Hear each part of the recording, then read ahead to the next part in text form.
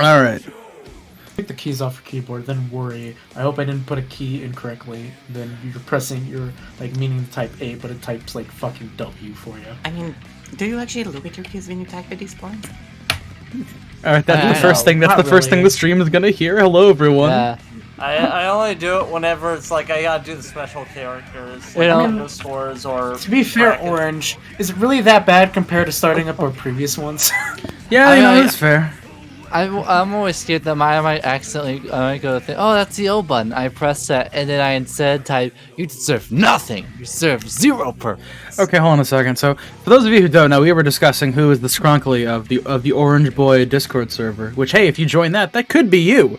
That being said, Roboot has said that Joshi is the Catboy maid. That is objectively incorrect. That's 100% Rindy. Maybe Ramen is the scrumble of the server. Like, she literally voices Shannon, and she's a cat girl. Or at least what?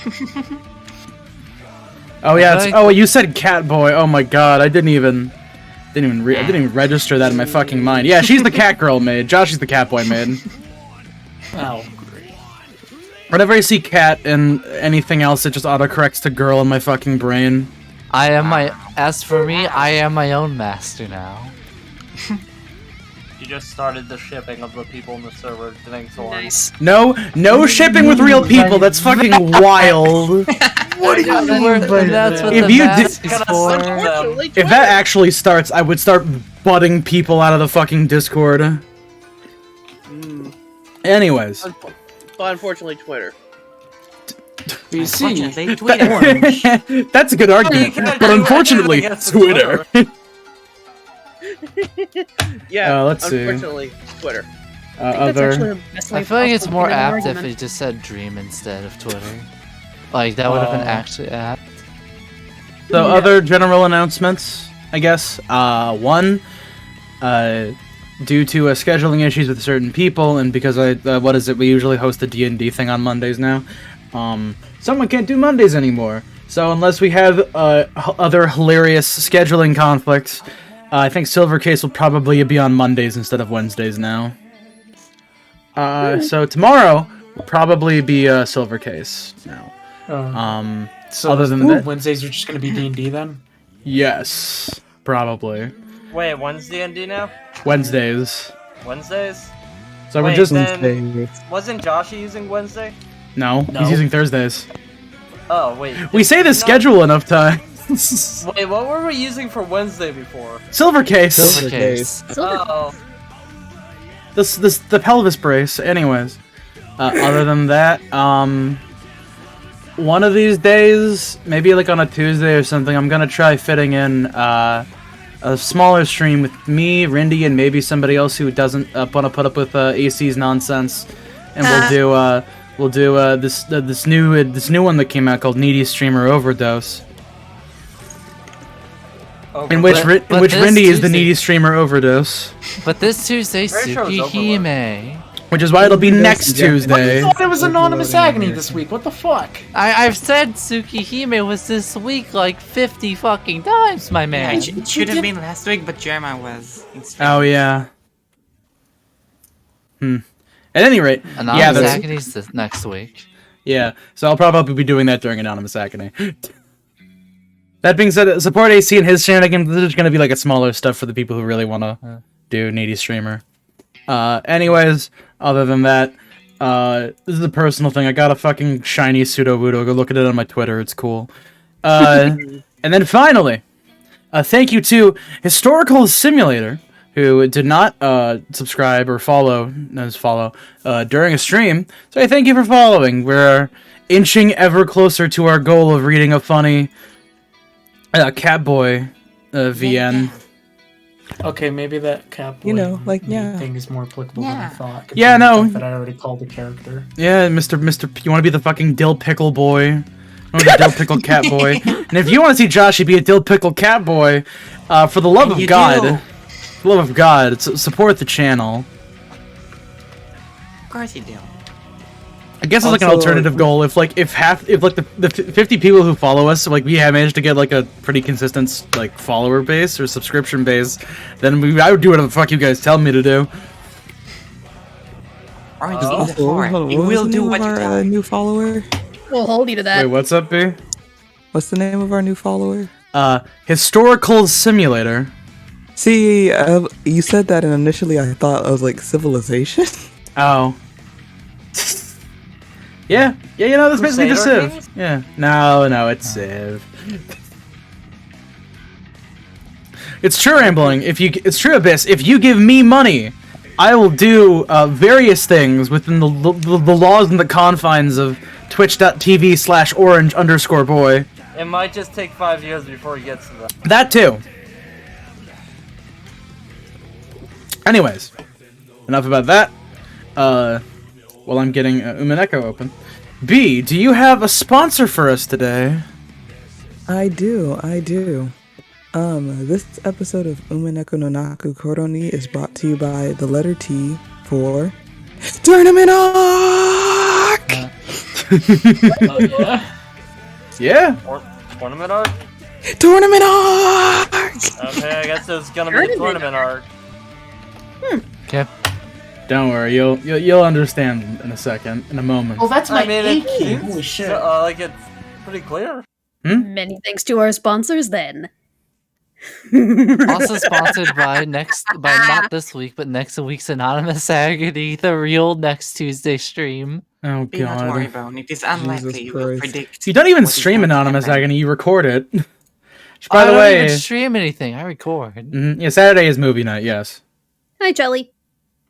I just think sometimes we keep that as a holdover in case we have to replace an Umineko session.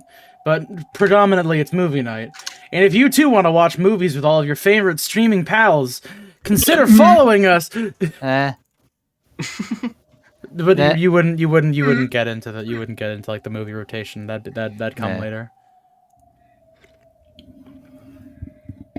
Anyways, let me just make sure we're getting the correct display here. Properties. Full screen application. Now, specific window. Because I guess it just hates Umineko for some reason. Alright. Mm-hmm. As the server legal advisor, you may check the Live Generosa. Very true, I know. I'm joking. I'm joking. Anyways. Also, what live audience? Two of the people who are here in the server. Oh, quickly- yeah. But you know, actually, I mean more of the time traveling motherfuckers. They're the ones that get ya. Mm-hmm. Find that I out. humbly request a bit of a Nice. pause real quick. Okay. Let me just make sure and see if everything's up to audio standards. That glitch for half a second wasn't a hitter because I just saw your Twitter. Oh, okay. By the way, Abyss, do we sound good? Does audio sound good? I mean, currently all you're hearing is... Oh wait, I what mean the fuck? us. We're all good. Okay, cool. So here, we're just gonna sit here and waiting for Joshy to get back for a moment. But yeah. Let's I see if I'm mean, playing. you would be good to start. Oh yeah, fair enough. Like, it's just Joshy. One who has already gone through this. Yes. That's the clarification point. He's already seen this shit. First scene canon. Alright, then? Testing. Test 3. Can you hear me? Yes. We can. And how are we doing on quality today? Good? Much better. You don't sound as like you're in like a spelunking cave as you did the other day. Okay. So I wasn't quite working out last time, but this time's better. Yes, like you are audible this time. Okay, well, if that's the position where you guys can hear me, I'll lock it in place. I mean, I heard you fine last time. It just sounded a tiny bit echoey. Yeah, this is much better. But at any rate, Right. We just go hit the button so I can see the show. I can hear the eerie sound of wind and rain. Once again, I hazily regained consciousness on top of the bed. The finger that the witch had bitten off was attached to my hand. Some say it was all an illusion, but my finger was now attached. After all the pain and the teeth marks as though a witch had bitten it were still there. And yet the window, which I had supposedly smashed, had been fixed as though it had never been broken in the first place. How can I escape from this creepy room? Why am I locked up in this eerie room all alone? I want to get out. I have to get out. Please let me out. The door was sealed with a firm chain. I could open it a crack, but only enough to peek out into the corridor at best.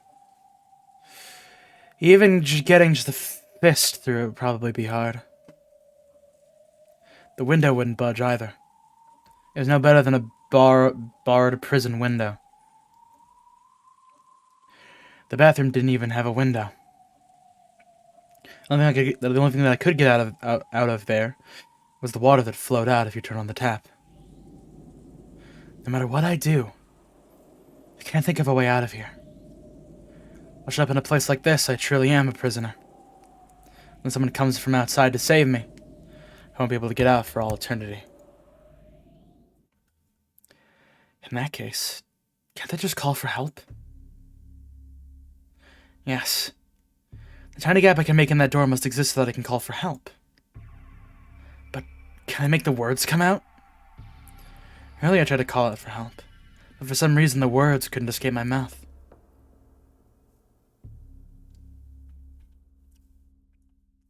Maybe I was just confused. I might have lost my voice in my haste and confusion. I opened the door and make that crack appear one more time. The warm light of the hallway flowed in, making the darkness of the room stand out all the more. Though I couldn't hear any voices, I did feel something peaceful. I'm sure everyone's in the room at the other end of the hallway, chatting happily about something. If I can just call out, surely someone will come to save me.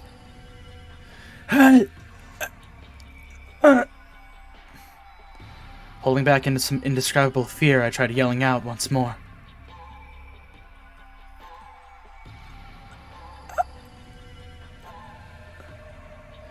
But the result was the same.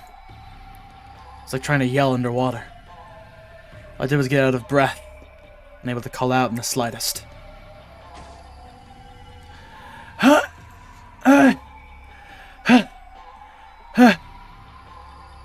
Even though I could say as much as I wanted if I just grumbled to myself inside that room, in order to make my voice reach outside, I choked and wasn't able to say anything.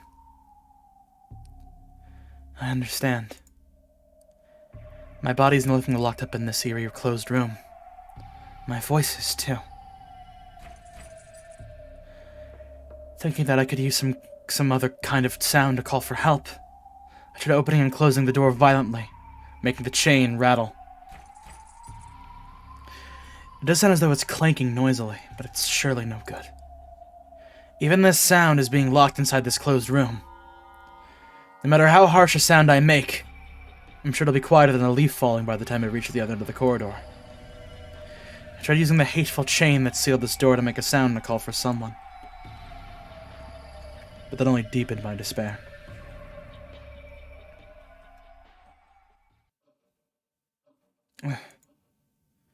This chain.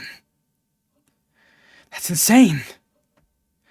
Just a second ago, I saw it was a stiff chain that looked like it might be used to seal a monster away. But at some point, it transformed into a normal chain lock. This changes everything. Now I could just undo it from the inside. Tried to undo it, but the chain wasn't long enough for that while the door was still open a crack, so I couldn't get it off. Obviously. Calm down.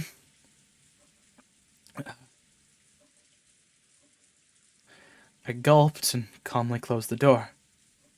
Then, when I saw that the chain had slackened enough, I touched it with my finger to make sure. When I was little, I hated chains, so I could never get them undone right. However, that was a long time ago. Now I can undo something like this. Anyone could. It's easy. I imagined the demon who had locked me in this room, using this as a trap to give me hope, just to make me despair even more. But I pushed those thoughts aside for the time being.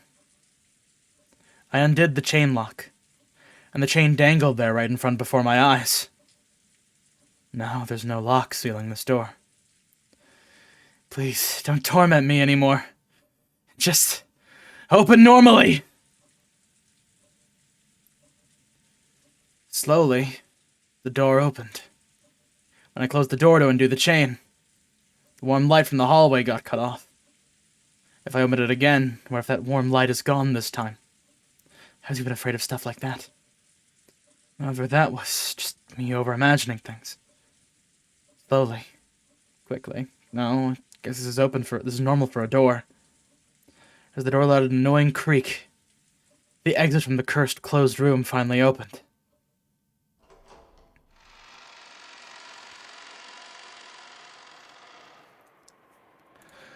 I did it! I did it! Even my cry of joy was strangled. That doesn't matter anymore. All that matters is that I can get out. I poked my head out and looked left and right down the corridor. The warm corridor. I could sense people having fun just to the other end. Everyone's right there. Let's go, right now. Huh? At that moment, something cold and heartless crushed my throat. It was as though an iron loop had been fastened around my neck and pulled on hard from behind. No, not as though. Without my knowing, at some point, a thick metal collar had been fastened around my neck. When did this happen? When I turned around, I despaired even more. Out from the other side of the door had just opened. A thick chain extended and attached itself to this collar I was wearing. I pulled on it, but it didn't even budge. When I shook it, the whole door creaked. What the hell? The chain that connected to my collar was attached to the inner side of the door. Yes. The same vanishing chain that had secured this door a short while back had suddenly become a chain holding me in place. That's insane. It's insane! Damn it, what's going on here? I pulled all my strength trying to tear the whole door off. But I already knew from repeated experiments that it wouldn't even budge. After the chain will disappear once I go back inside the room.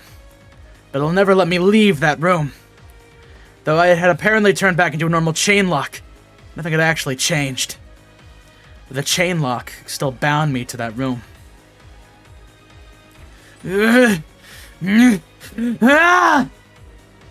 Tears flowing down my face, I pulled all I had. It was completely useless. No matter what I did, I'd never tear it loose.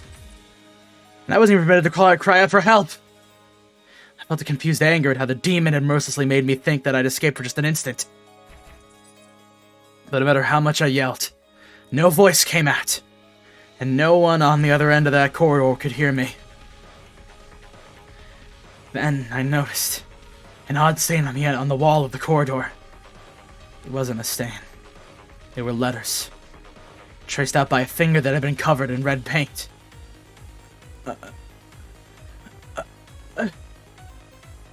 Those letters, which looked like they'd been drawn in blood, answered my biggest question.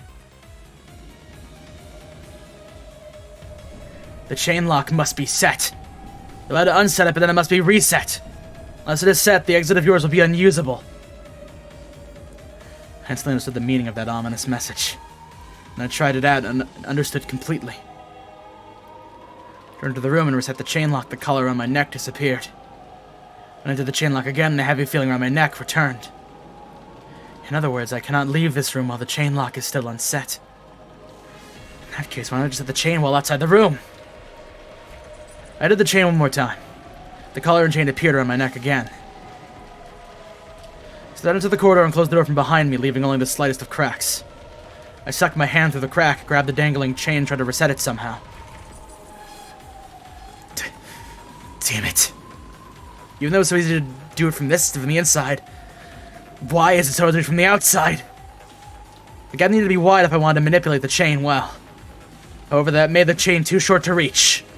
To make the chain reach a bit further, I have to close the door a little bit more. But if I do that, there won't be enough of a gap to fit my hand in. Of course, that was perfectly natural. Chain locks are meant to be used from the inside. It'd be completely pointless if you could set and unset them from the outside. So the length of the chain is specially chosen to prevent anyone from setting or unsetting it from the outside. Then can I use some kind of hard and thin tool? If the gap at the door is just a finger's width across, then that's more than enough for the chain to reach. If I could just bend a wire hanger so that it fits through the crack, and work the chain with that. That's right, there's a closet just at the side of the door. Could there be some hangers in there? Found one! Oh, thank God! A single cheap-looking hanger, like one you might find in a laundry room, was hanging there. Really? Pretty sure that when I looked last looked a short while ago, nothing like this was in the closet. Ah, who cares? Quickly! I twisted the wire hanger, binding the end with the tip around. I formed a loop at the end to grab at things with, begging for a sort of burglar's tool. I then dashed out into the corridor again and closed the door almost as far as it would go. No risk could ever pass through this. However, I closed it this much, the chain should have extra length to spare. And this crack is large enough for me to stick the hanger through. Now it's just a matter of technique. If I keep trying, I'll definitely be able to do it eventually. I'm certain of it! This is harder than it looks. The chain is long enough. It isn't impossible! I'd finally gotten my hands on the one way to escape. It was hard, yes, but it was theoretically possible. If it's possible, I'll be able to get out. I'll be able to escape from here!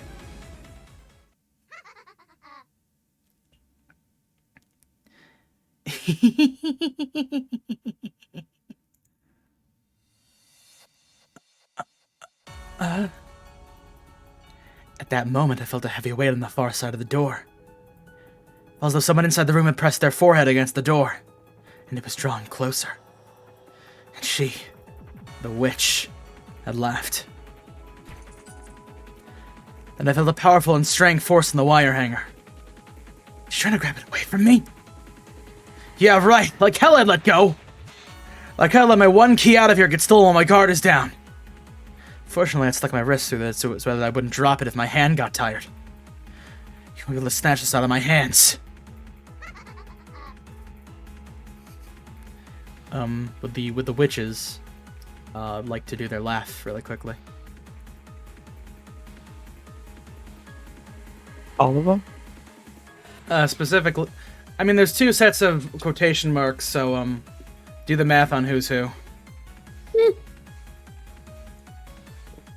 All right, let's go, Con. Do you want a countdown? Just go. Just start laughing. Like, it doesn't matter. It's just laughing. Whatever.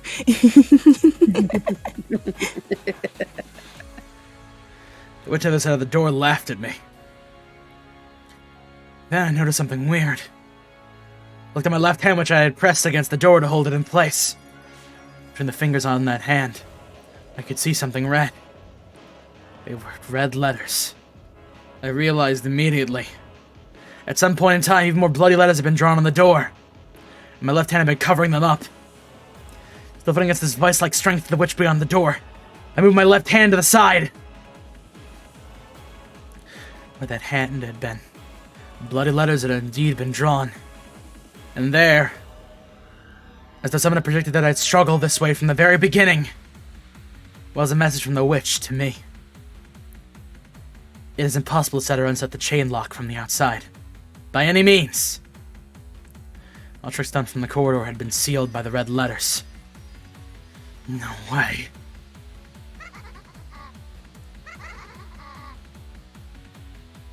I get a witch laughing. There's suddenly a terrible sound, and the force pulling on the hanger was suddenly released. Then when I pulled it out and looked, I lost all hope. As I had been hit by the acid of the room's darkness, the tip of the hanger had burnt and bubbled and melted off. Now it's pitifully short. This can't be used for anything! It'd be useless to search for a substitute. All seems to set the chain from the outside have been prevented. Damn it, damn it, damn it, damn it! The remnants of the wire hanger against the floor faced the hallway filled with a warm light and called for help. However, I just choked, unable to speak at all. Everyone's just down the corridor, and everything's peaceful there. I can't hear their voices, but I know. I'm sure they're having a good time playing cards. Please, someone notice! Someone, save me!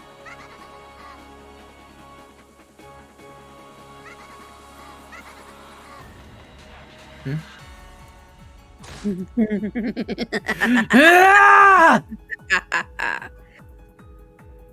Three sets of witch laughter. Randy, if you shall. Randy, honorary witch, go ahead.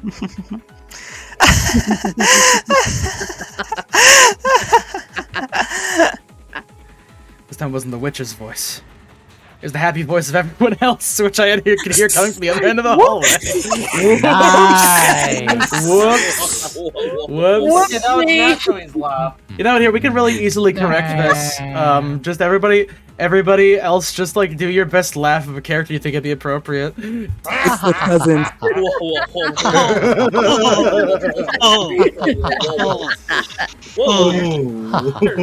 We will simply replace. I mean, they should be like happy laughs. Haha, we are having fun. I'm just gonna put a happy laugh track there. Yeah. Josh, you put a comedic laugh track. We've had enough laughter. Let's keep going. Someone, come over here and save me! Help, these people Merriment are over. Only death now. Insane. Oh no, sorry. Yeah, that definitely ruined the tone a little bit, but oh well. I will say that I will try to figure out a creative way to edit that. Mm-hmm. Sorry, but I'm out. George slammed his last card down, ending the game with his victory once again. Everyone gasped in unison. The cousins' room was filled with laughter as they enjoyed their card game. Whoa! You really did have it, Jojanaki! Damn you. Damn you, 6 of spades! Your 8 of diamonds was pretty nasty too, Battler. Oh, I was so close. You're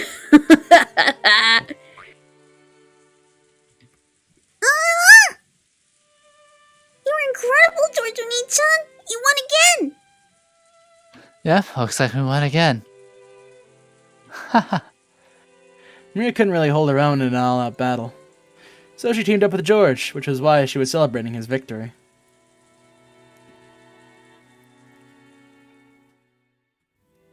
Joshy. Joshy, it's your boy. I know. Pause. Okay.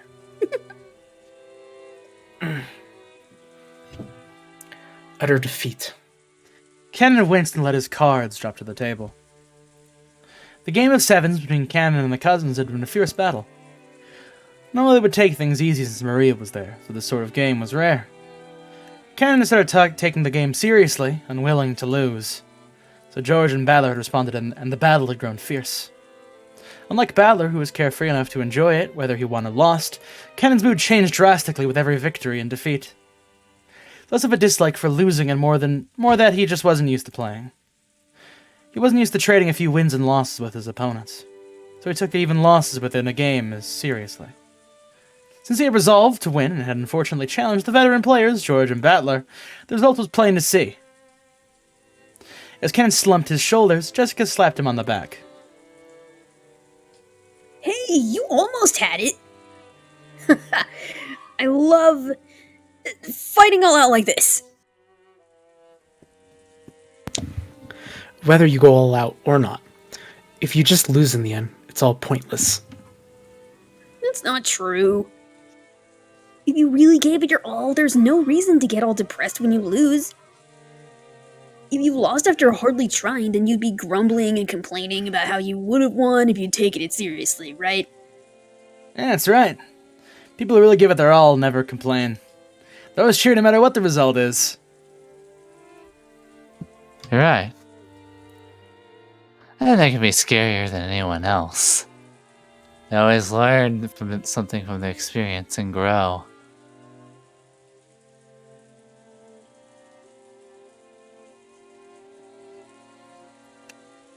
Very true.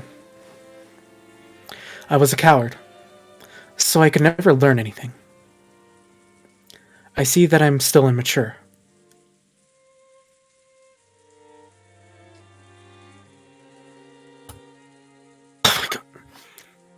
I am still furniture, so any dreams I might have are pointless. Because he rigidly believed that, he distanced himself from everything, shutting himself away. However, during that same time, Shannon had undergone many life adventures. And now her hands were resting on the door separating furniture and humans. The old canon would have only seen this card game as a way to pass the time. However, the new canon was now capable of gaining something new from this experience. That's probably what it means to grow. Furniture does nothing but rot with the passage of time. The ability to grow is a privilege given only to humans.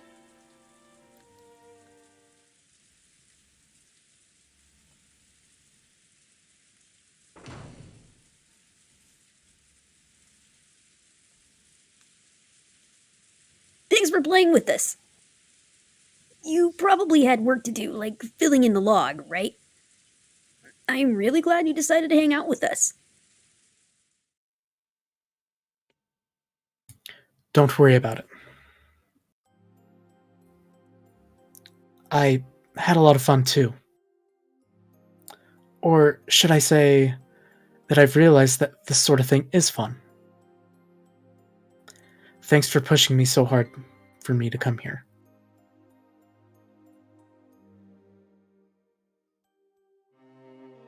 Let's challenge ourselves more and more. Yeah, let's go and find more and more things we didn't know about. Oh, by the way, about what we were talking about earlier. Ever wanted to try playing guitar? Well, I don't want to force you or anything, but It must be very difficult. yeah, I guess. But I'll do a good job teaching you, and I'll even practice with you. Well, I guess I'm not that much of an expert myself. At first, Cannon was scared that he might make a complete fool of himself if he touched a musical instrument for the first time in his life. After all, he knew that screwing up like that would make him feel bad. However, Cannon was starting to learn. It's only natural that I'll be bad when I first start. I'm sorry, I just want to point out, I love that fucking smile he's making. It looks like it's almost like a little cat mouth. Like, look at him, he's like perched up, it's like, You just gave Randy more ammo. Yeah, it's perfect. That's what I wanted to do. Like, yeah. If I try to run away from it, I'll never learn a thing for all eternity. I'll never achieve anything. That's right. Isn't that why people love it when they feel themselves improving? Even I sucked at making my left and right hands move at the same time when I first started. But I slowly got the knack of it, and it started to feel more and more natural.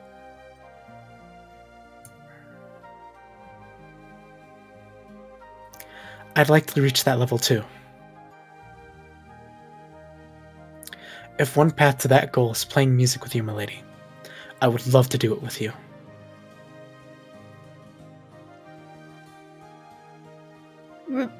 Really? Yes.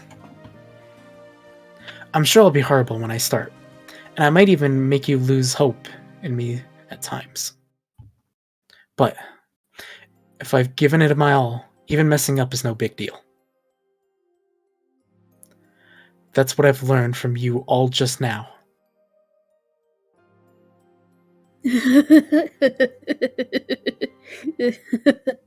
Come on, you're embarrassing me.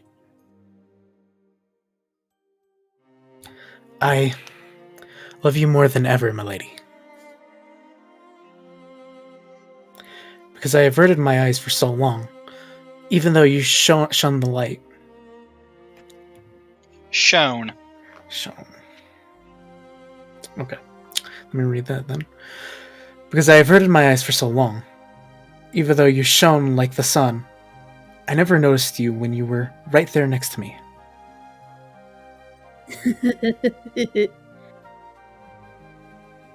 Then I'd better work even harder to make you love me even more.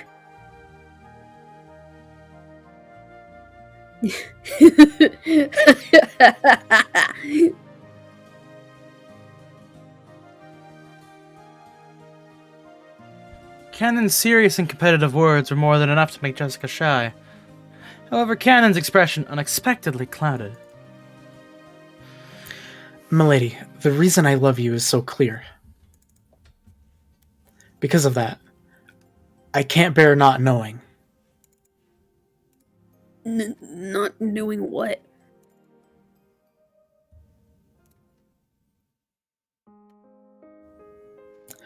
Why did you start to like me? Unlike you, I don't shine in any sense. Even now, I'm just clinging to your back as you shine the way. I can't think of any reason why you would love someone as shabby as me. That's not true, okay? There are all kinds of good things about you, Cannon-kun. Let me swallow my pride and ask. What about me made you like me, milady? Cannon hung his head. Since he had never learned anything on his own, he had never been able to take the initiative with her in any way. The fact that he was accepting her affection one-sidedly, unable to do anything, but simply receive it, made him sad and frustrated at himself. Jessica was lost for words. After all, compared to the reason that Cannon had started to love Jessica, Jessica's reason was a lot more vague. She had heard Shannon talking about her love with George, and at school she and her friend had always talked about relationships with boys. There would have been nothing strange about a girl, fascinated by the idea of romance, developing an interest in a nearby member of the opposite sex. However, if you put that into words, it might be misinterpreted to mean that any nearby boy would have done just as well. However, she could still be proud of the feeling she felt at this very instant. She really did love Cannon, and she truly wanted to experience romance. As a result, they might end up together, or they might not. However, she reached that result without holding back. She could accept it no matter which it was. That's why she was able to become serious and honest about how she felt. However, she couldn't find the right words to tell Cannon this. When Cannon saw Jessica bite her lower lip in frustration, he finally realized.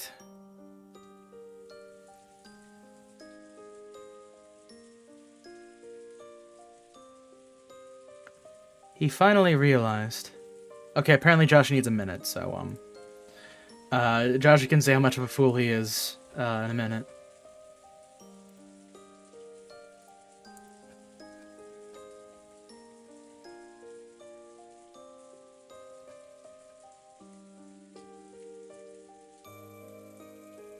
Oh, you know what? Hideyoshi's cool. He can probably teach him guitar. Do not. Sorry, I had to make that call back. It was biting me. It was eating away at me. Gnarled bone.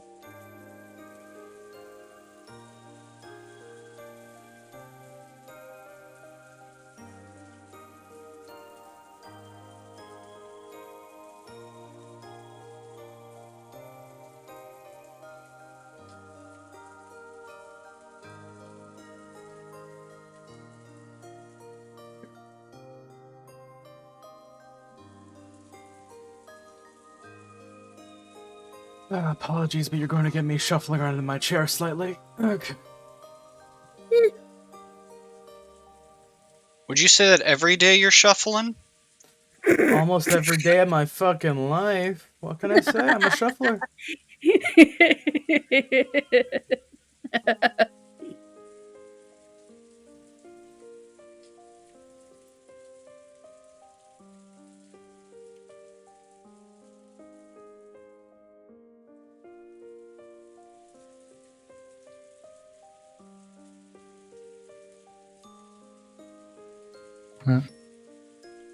So do you think this is a type of chime or like a triangle? What type of ding do you think this soundtrack music is using? Yeah. That sounds like a marimba to me. I thought it was a xylophone. Similar, I also but thought different. it was a xylophone. Mm-hmm. It might be a xylophone. I say harpsichord. They have the sort of tune. I don't think that's a harpsichord. That's not a harpsichord. That's Distinctly not that a is a harpsichord. wand instrument.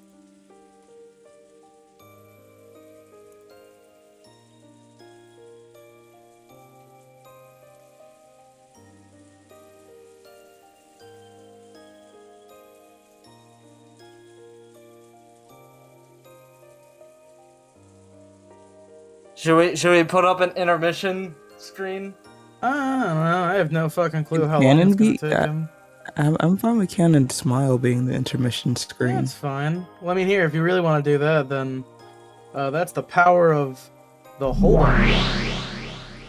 There we go. See, look, you can see him, and you can have Battler being sad. When will that gif of Beatrice load in? Who knows? Because I sure fucking don't.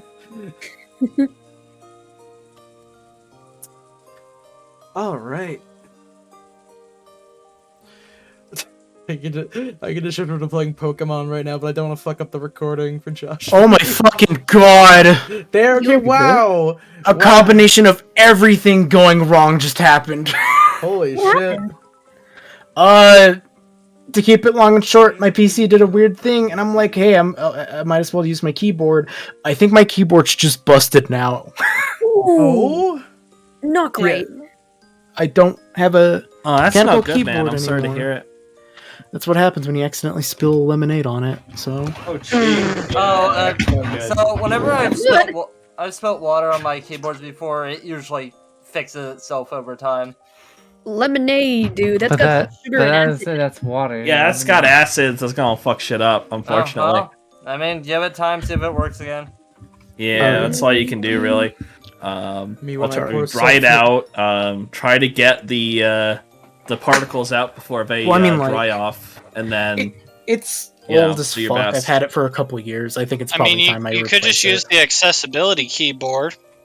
I'm also using a spare keyboard that I got from my father. Oh, well, easy enough then, yeah. Me when I drench my keyboard in sulfuric acid. Alright, so. Testing. Well, Pause. Yeah, so don't say anything yet. I gotta switch back over. I gotta de-meta the screen. Alright, there we go. So whenever you're ready. I'm such a fool. Huh? What about me do you like? That very question is foolish. It's proof that I'm not serious about myself. That I haven't been able to understand even myself. It's horrible of me to try and make you say it for me. That's not true. After all, it's the first question any girl would like to ask after being given a love confession. And what part of me do you like? It was immature for me to ask you that. How could anyone love someone so immature? Wait, that's not...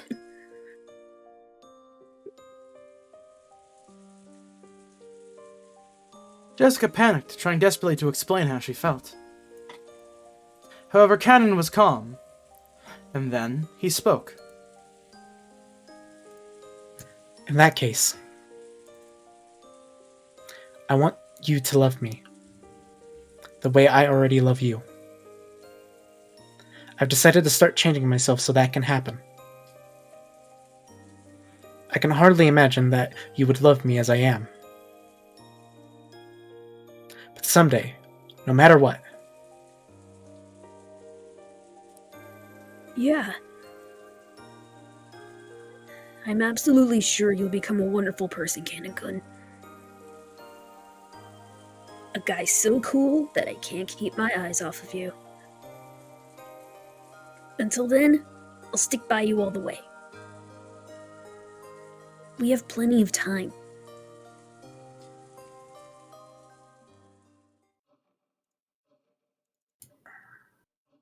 but unfortunately, there isn't much time left.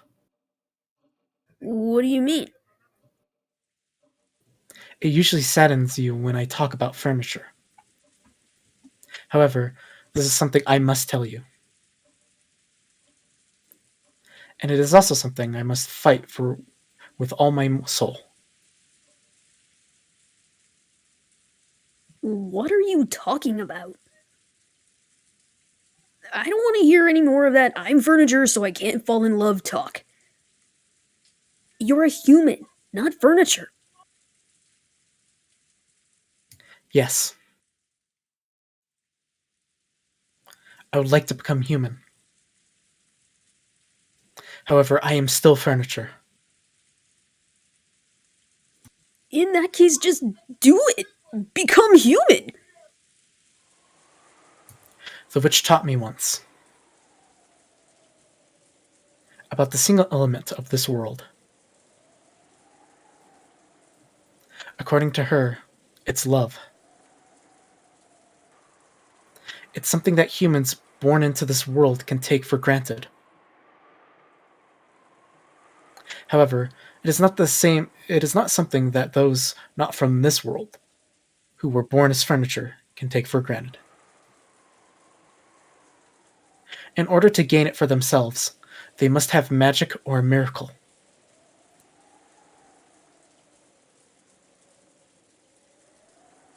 It's just the same way with, wait, this is... Oh. Yeah, It's canon.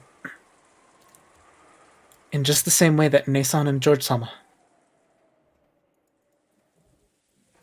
would never have ended up as they have without borrowing the power of that golden butterfly brooch.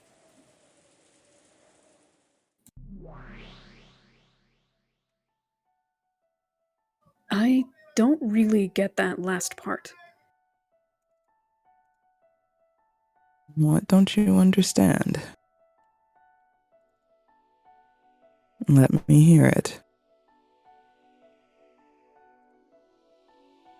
Since this game began, a large portion of the time has been spent on Shannon and Cannon's determination to fall in love.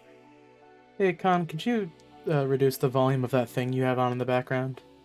Whoop, sorry! It's fine, don't worry.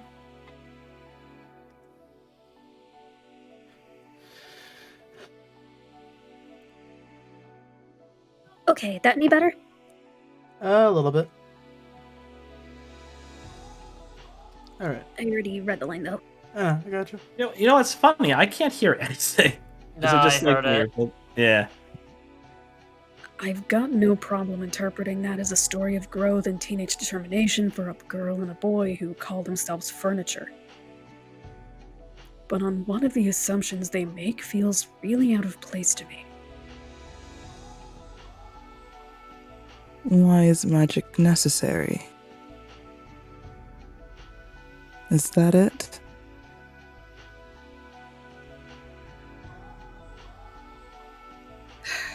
Both Shannon and Cannon call themselves furniture. They've always claimed that there can't be love between furniture and humans. At that point, the magic of the golden butterfly brooch comes into play, and as the miraculous result of its magic, love is established between Cannon, Shannon, and George Onichan. That's what they claim. Might it mean merely that forbidden love between two people of different classes would be unmanageable without without a miracle of magic?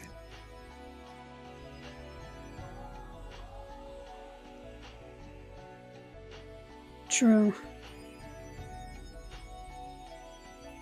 I can't accept that Shannon and Cannon, who are servants in forbidden love with members of the family and suffering for it,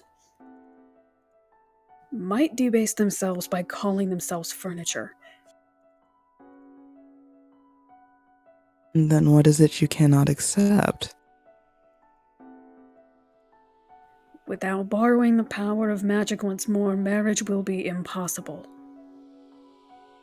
That seems to be a common understanding between Shannon and Cannon. I just can't understand that part. After meeting in secret for quite some time, George and Shannon finally got engaged. Both were fully prepared for it emotionally. And though there would be some trouble with the relatives, it would probably be impossible for anyone to prevent their marriage by this point. Trying to stand in between two who wish to be wed is as foolish as standing in front of an arrow and trying to catch it. Exactly. Now that George Oni-chan is sworn to protect his lover for the rest of their lives, he has no need to fear opposition and disinheritance from his parents. On the contrary, you might even consider that a perfect test of his love for her. In other words, they will be married no matter what. No one can stop them. And they've both consented to the engagement. No one can stop them. Trying to break apart lovers is a foolhardy venture. Yeah. And that's what's strange. There's no need for magic. If George and Shannon had wanted Ava's approval for their engagement, then magic might really have been necessary. After all, Ava had forbidden his relationship with her. No matter how much George spoke on Shannon's behalf, the chances of Ava being convinced were very near zero. If that were the case, it would be understandable if they wanted a magical miracle to make Ava acknowledge that engagement.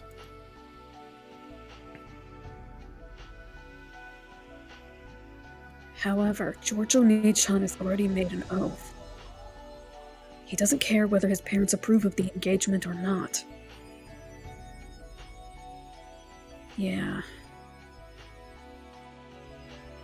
There's nothing standing in the way of their engagement.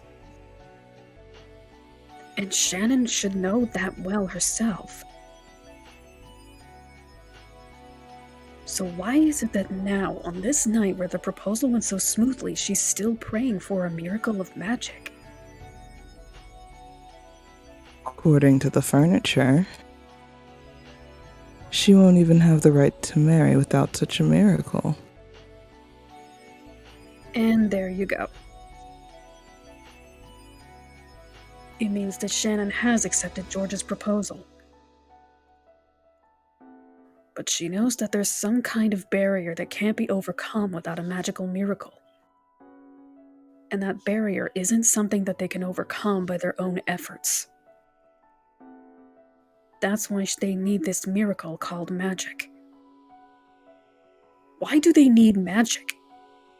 If two people love each other, what other miracle could they possibly need to be together? I see. Featherman listened to Angie's interpretation, smiling in a satisfied way. Apparently she already reached that conclusion and enjoyed watching Angie finally manage to do the same. And that same question applies to Cannon as well. The love between him and Jessica One-chan has just begun, but their emotions are pure. There's nothing standing in their way. They're already in a loving relationship even without the golden butterfly brooch. The relationship they've started might easily last for years, eventually resulting in marriage. There's nothing standing in their way either. As long as they don't seek approval from Cross and Natse, it seems that they'll not need a magic miracle either.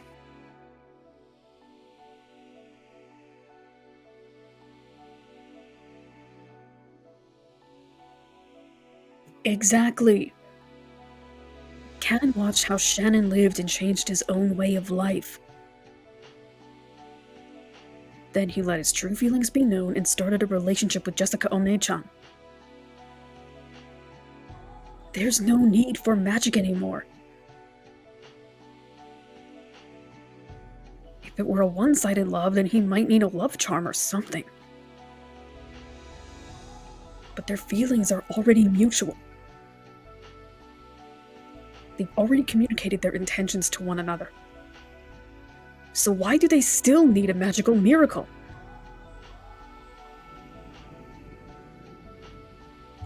Both furniture were in a relationship of mutual love. In relationships of mutual love, there shouldn't have been any need for a miracle any longer. So why do they still desire some miracle?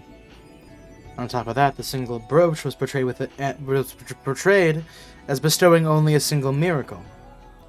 It felt almost as though Shannon was hesitating because, if she used up that miracle for herself, Cannon's chances at love would be automatically sealed away for eternity. So, this is the question. Why is furniture not allowed to love? So, you ask why love will not be permitted without the miracle known as magic. And also, though the furniture laments with such certainty that they're unable to love, this golden butterfly brooch is supposed to give them permission to do it. Just what on earth is it?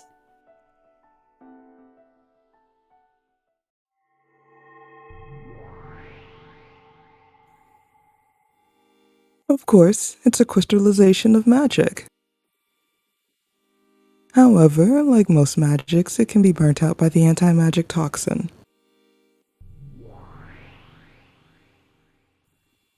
So, it can only have an effect for those who believe in magic and witches. Correct. So, Shannon, who was capable of interacting with me, was able to make use of its benefits. However, if Shannon had dropped it on the sandy beach and someone who knew nothing picked it up, If that person was shrouded in the anti-magic toxin, they wouldn't be able to make use of the brooch's magic power. precisely. A witch's magical items often lose their power if they're not handed over directly. However, just as how a witch can manifest herself in her existence is acknowledged by... However, just as how a witch can manifest herself if her existence is acknowledged by a great many of humans and the anti-magic toxin disappears, the power of that magical item can also be preserved if it is believed in by a great many of humans. That's ironic. No matter what kind of magic we witches give out, everything depends on whether the humans we give it to can accept it. I've heard the same goes for medicine. Even with the exact same medicine, humans who know of medicine's effects experience it to a greater degree. Oh, I think I understand. When taking cold medicine, I've gotten the feeling that it's more effective when you read the description on the bottle.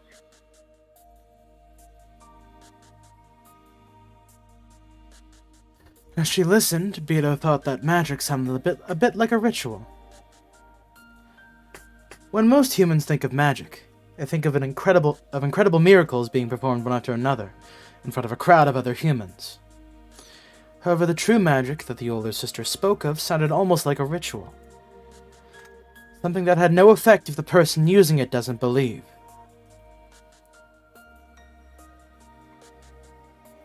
Shannon's heart was captured by George, bit by bit, as he grew by leaps and bounds. However, she had given up, thinking that one of a different class such as herself would never find love with him. That was when Beatrice had given her the golden butterfly brooch and encouraged her. Giving up means that you've got zero chance of success. However, if the power of magic makes you think that there might be some chance of your wish coming true, then the odds of it happening are at least greater than 0. 0 remains 0 forever, so miracle is a fitting word to describe even a faint chance coming into existence.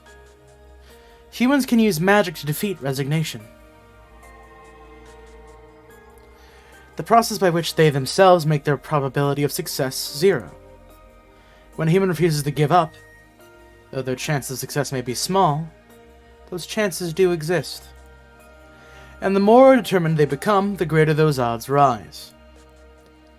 It was easy to imagine Shannon making earnest wishes upon that brooch, believing in its effect.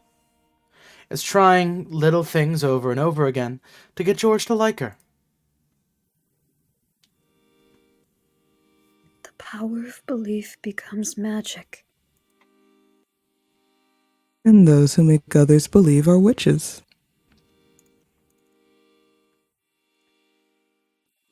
Those who make others believe are witches. That's an interesting way to put it. If you think about it, it's true. Let's say a witch steps out into the spotlight, lays her staff in front of a crowd of onlookers, and makes a rabbit appear out of thin air. The many people who see it will surely assume it to be sleight of hand. They might wonder how it was accomplished, but they'll surely say that it couldn't have been real magic.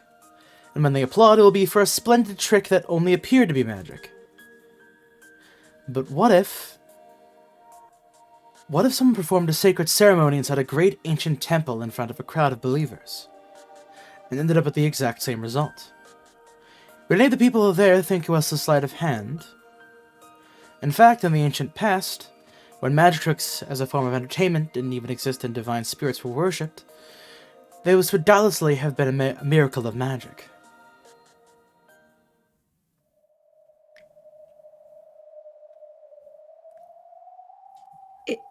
In that case, could this here be magic?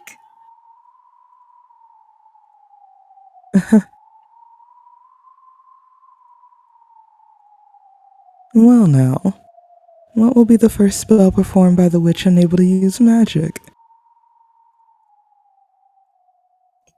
Here I have an empty teacup. There is nothing inside it. Yes, it is empty. And then? You take it, turn it like this, and place it upside down on the table.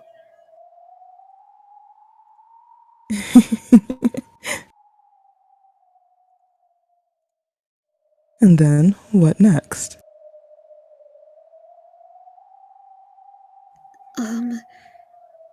Let's both close our eyes and chant the incantation.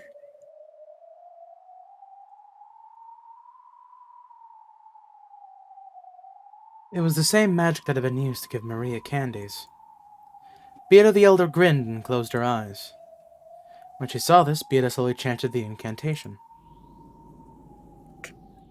Come, try to remember. What was inside the cup? Indeed. Come, try to remember. What was inside the cup? As she chanted, Beata slowly opened her eyes and made sure that the older sister was repeating her with her eyes closed.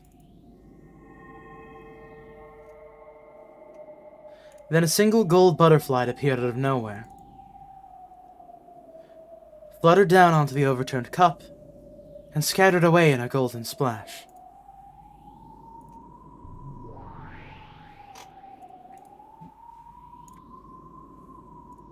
May I open my eyes now? Yes. Please open your eyes and inspect the contents of the cup. Well now. Let us see how well your first bit of magic has performed.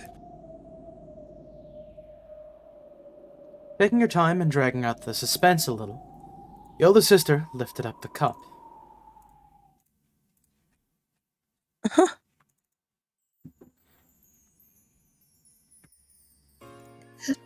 How is it? When the cup was lifted, there lay a single golden rose petal. Does this count as magic?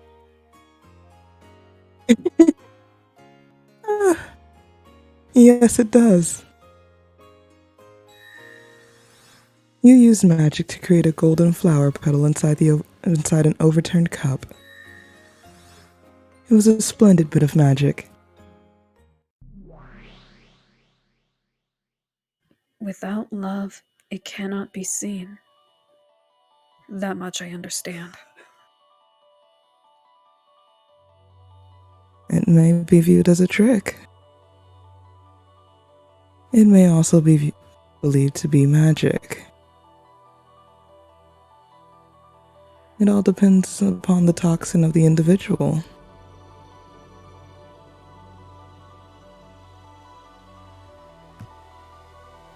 Then again, while this can explain some of the magic that's been used in the past, it can't explain everything.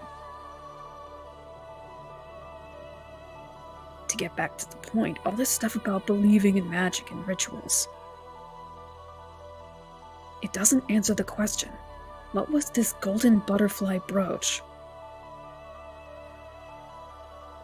Which allowed the furniture who so strongly believed that they could not love to finally find love. If we blindly accept the story of those two Beatos as true, might we assume that magic had the power to cancel out their feelings of resignation?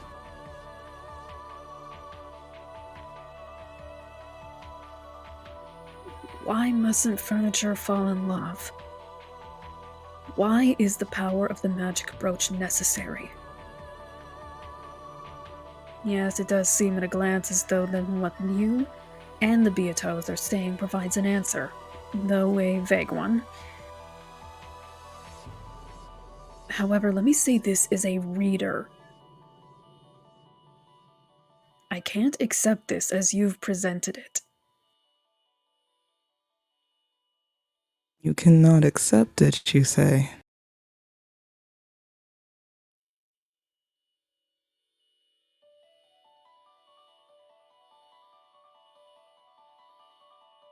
The tragedy those furniture are struggling to resist is way too big to be explained away by that. I doubt they could reform their way of thinking just because they were given some charm for making relationships. It's true that the brooch gave Shannon the chance she needed to get together with Giorgio Nichan. But sometime after that, she said she wanted to deepen their relationship without borrowing the power of magic, and she even tried to give the brooch back to Beato.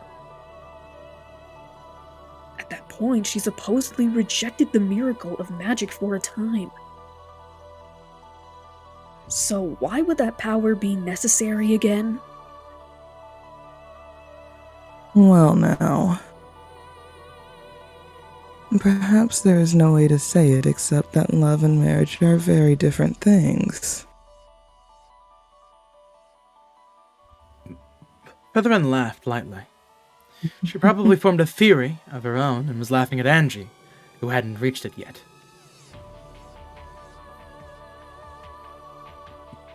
Let me hear it. What's your view? I'd like to keep that to myself for just a while longer. And of course, watching you form doubts and letting your mind race is one of the joys of being read out loud too. If I gave you my views, you would accept them and stop thinking. Then having you read aloud would be no fun.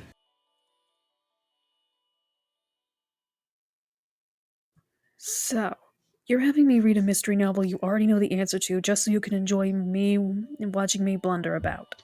That's the entire point of this read through. Ah!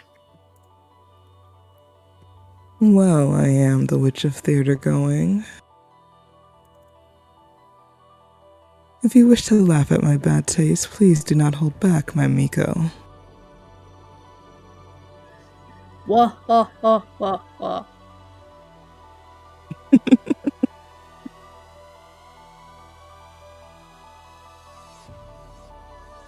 I understand that part of magic is created by a believing heart. And that magic probably permeates deep into the world of us humans as well.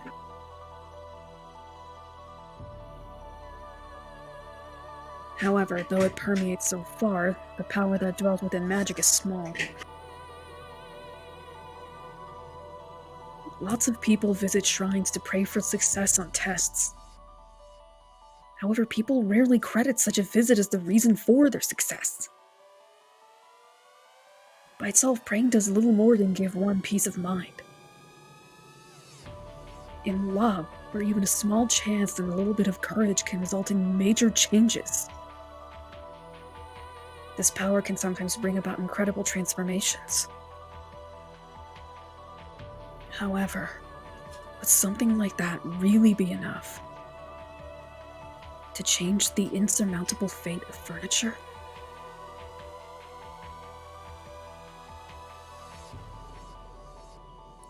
In the past, when Am I still talking here, or? As far as I'm aware, yeah, keep going. Okay, thank you. In the past, when Shannon and George were brought together, I imagined that the brooch's magical power functioned as little more than a ritualistic charm. However, by now, the magical power that the furniture seek from that brooch, it's not something as vague as a ritual. It feels much stronger, like a whole different interpretation of magic. If you believe in the sleight of hand, it becomes magic. But that's no more than a child's trick. And that only explains one part of magic. They are hoping for something. They're hoping for something with much, much more power. For true magic, not a sleight of hand. So then, just what kind of magic is the furniture expecting from that brooch?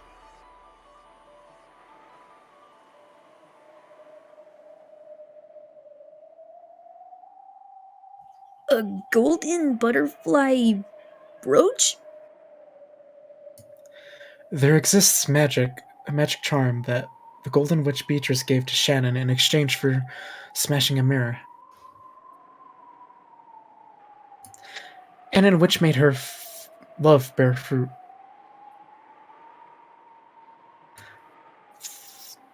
That's what this is. From his pocket, Cannon pulled a single wing from a gold butterfly brooch. Oh, whatever. Though it was a single wing, it was easy to tell from its shape that it had originally been part of something with a butterfly motif.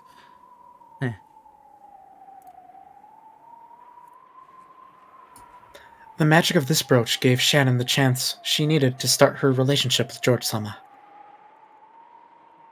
However, before that magic was fully realized, she left it to me. So, thanks to the power of this brooch, I gained your affection, milady. That's not true. I started liking you because of my own honest feelings. Thank you very much. You are human, so you do not believe in witches or magic. It's only natural. However, as furniture created by magic, my very existence here is proof that the miracle of magic exists.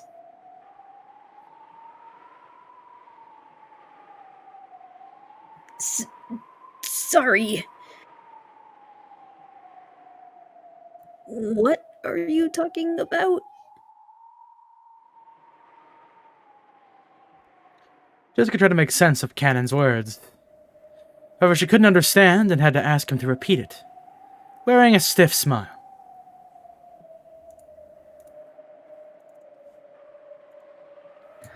Both Shannon and I need magic to succeed in love.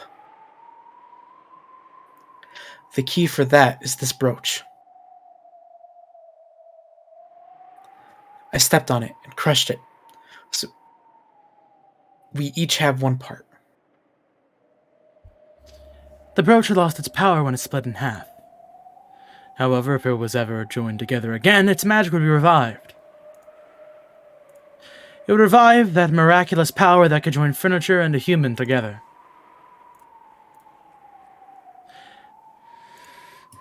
However, a single brooch can not only grant one person's wish.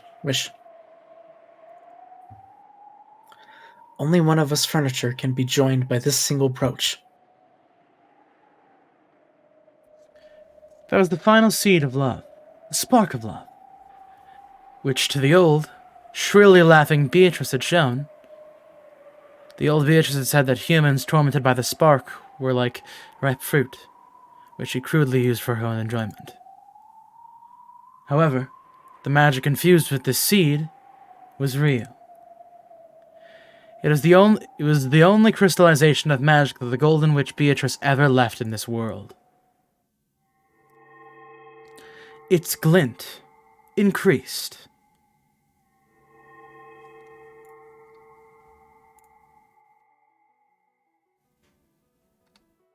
Huh? What the heck? What the? It's okay. But please, don't look right at it. It'll blind you.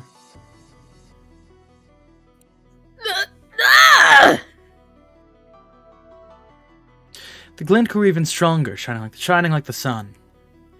Even without Cannon's warning, Jessica wouldn't have been able to stop herself from covering her eyes with her hands.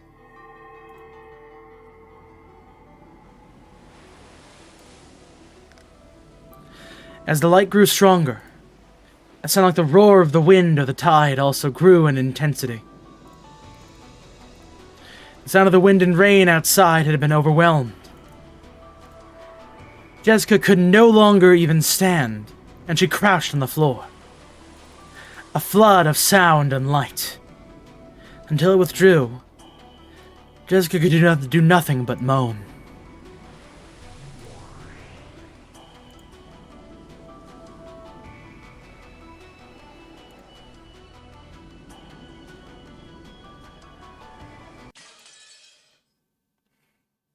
Damn. That was fun. Good thing we still have an hour left to go. Getting a lot of good food for thought in here.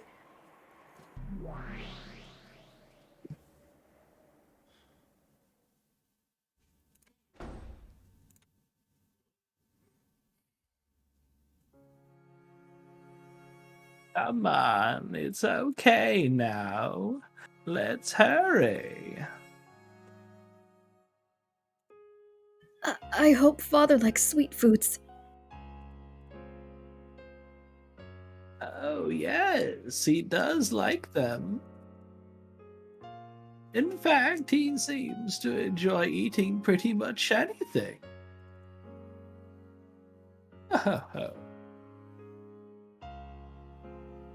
After waiting for the master of the room to be out, Beato and Kumasawa entered the study. Then they quickly cleaned up the books and the desk, set down the basket they had brought there, and opened it up. Inside were several cute cookies cut out in a butterfly shape. They set out a pretty plate and neatly arranged the cookies on it. It was kind of subtle, conscientious touch. It was the kind of subtle, conscientious touch that the recipient wasn't likely to even notice. The whole arrangement was filled with that sort of feeling. I see you spare no efforts for the sake of your beloved father. This is the most I'm allowed to do right now. To think I would give Battler cookies. Why should I, the ruler of the night, do so much for a guest who comes so rarely?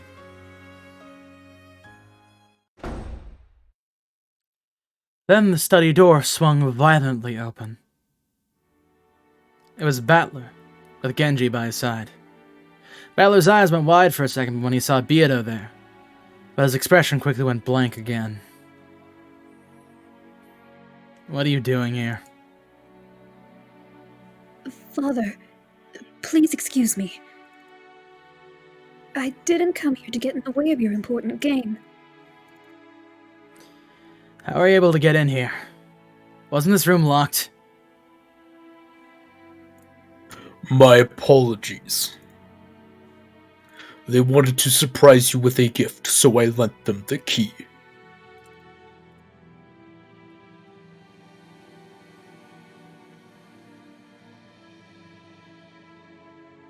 Oh. See, have a look. Beatrice-sama baked these cookies with all her soul, hoping you would like them. Enjoy them. Kumasawa-san and Genji-san taught me how. I never knew Genji-san was so good at baking cookies.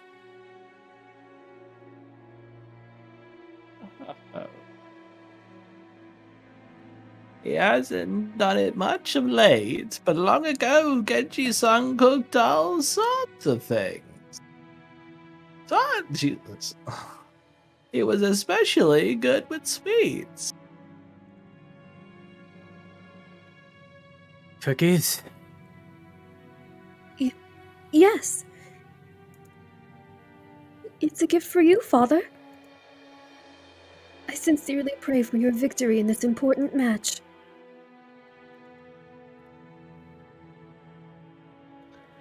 Bal looked at the plate on the study desk that was piled up with beautiful cookies, and the message card of encouragement lying next to it. And his face twisted with a complex expression, which might have been one of sadness, and might have been one of hatred. Master. Genji urged him to consider saying some words of gratitude to Beato. Battler understood. Anyone would be pleased to receive an act of kindness like this. Even though he understood it logically, he couldn't help but give a small, exasperated sigh.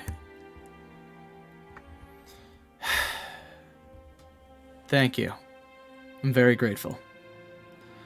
However, I don't like sweets. Please take it away.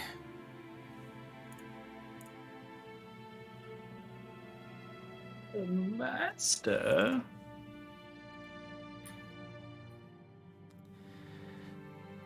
Don't make me say the same thing again. Clean it up and take it away. Master, could you just try one bite? Beatrice-sama worked hard to make them for your sake. I appreciate the sentiment. I'm in the middle of a vital game right now. This is the final game. It's vital both for me and Beato as well. So please, don't mess with my heart any more than it's necessary. That's just too sad for her.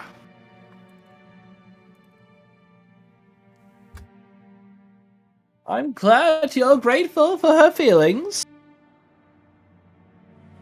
Can't you show it by taking one little bite?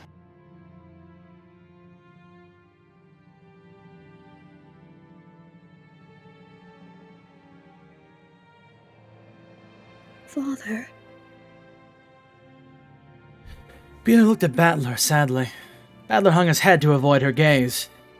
The expression on his face caused Beata more pain than any he had shown her before.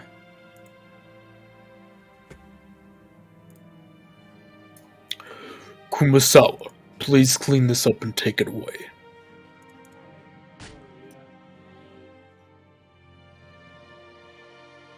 Master?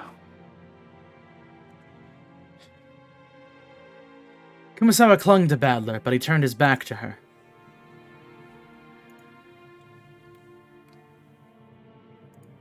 My apologies. Let's clean this up, Kumasawa-san. I won't allow it. By making this gift, Beatrice Sama gave it her all and support you in the only way she could. To tell her to take it away without eating a bite yourself, how can you trifle with a woman so?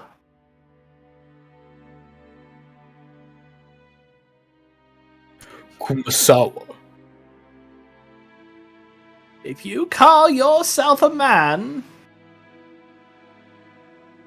you should at least try a bite when a woman makes you a handmade snack.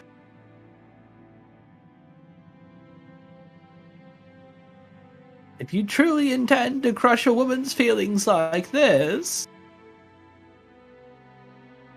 I, Kuma-sama, will not back down even if it kills me. No, I won't.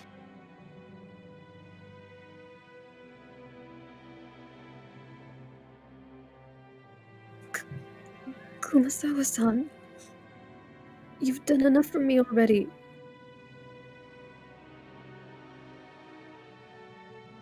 Oh, yeah, that's me again. I won't allow it. Master, do you think they're poisoned or something? You're a motherfucking sorcerer. You can handle this yourself. No, not right now. Not right now, Okay, Charlie. fine. But that one wasn't a fucking joke. I'm just... The scene. It's a really sad scene. Save it for later. Yeah. No, but I was... Whatever. If Beato ever came to give me cookies... Of course I figured that she put some kind of crazy poison in them. And she's asking me if I'm thinking there's poison in these? Who would expect that cookies piled up in such a neat and cute way? Could possibly have something bizarre hidden inside them. And anyway... Who could possibly imagine Beata making something like this? Because of that, Battler couldn't bear to look at Beata's innocent reaction. She was completely free from any malicious thoughts. Like slipping poison into cookies. Beata quietly started to clean up. Every now and then, she sniffled. Kumasawa continued to glare at Battler, but she then gave a small sigh and helped Beata clean up. However, the hardness didn't disappear from her expression.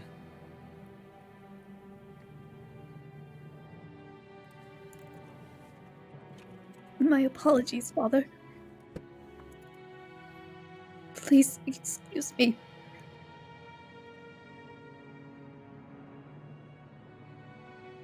Don't call me that. Don't call me father. Beato never called me that. Yes, as you wish. My apologies.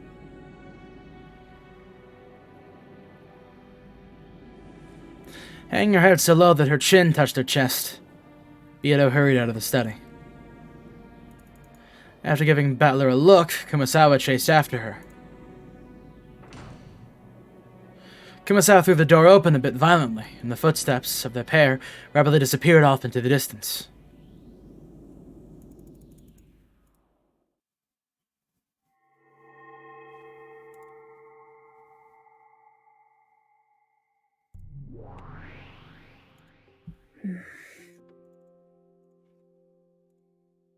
I may be his little sister, but I'm not sure how I feel about that.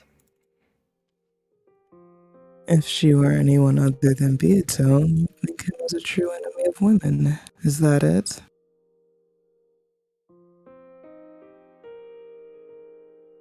I don't have a clue why Oni-chan and Beato act so friendly together. Right now I think of Beato as our greatest enemy, the one we must defeat. Still, even so, as a woman, I can't say I like how Oni-chan's treating her. And yet, I can understand Battler's feelings a little too. What a sad state of affairs.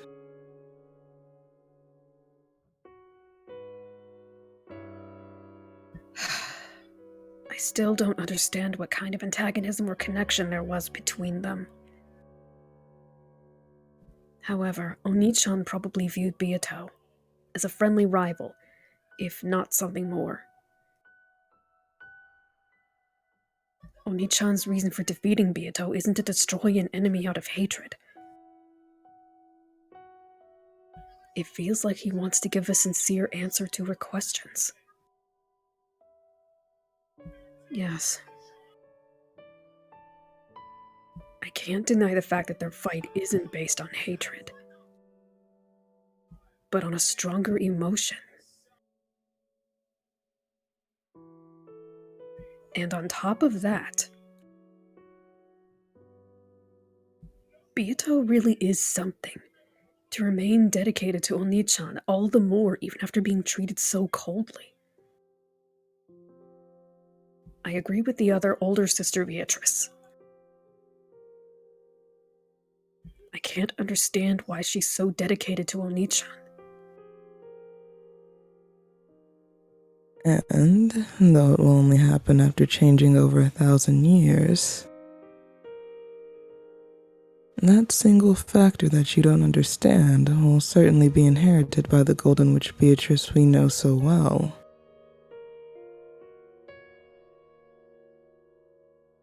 Yeah. I understand that. Learning about this Beato will eventually teach us something about that Beato.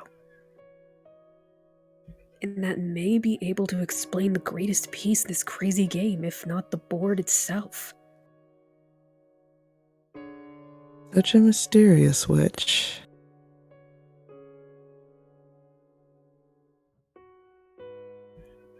Though she said those words, Featherin wore a confident smile on her face.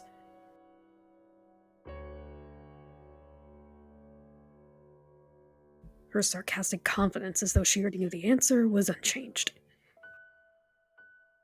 Beatrice, I want to ask you something.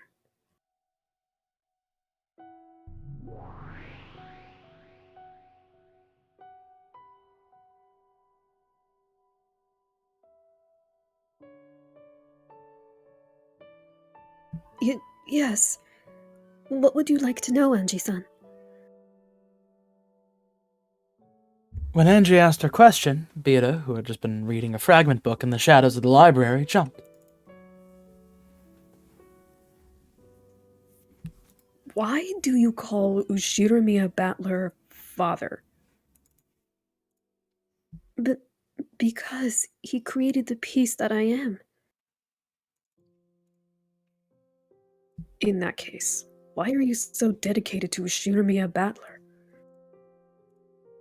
Is there some rule that pieces must obey the creator that makes them? There is no such rule. A piece is like a tool, or perhaps a knife. When used skillfully by the game master, they can be quite useful. However, if you just use them incorrectly, they can hurt you as well. Whether a tool is used as a tool or as a weapon, that has nothing to do with the tool's own will. It is merely the result.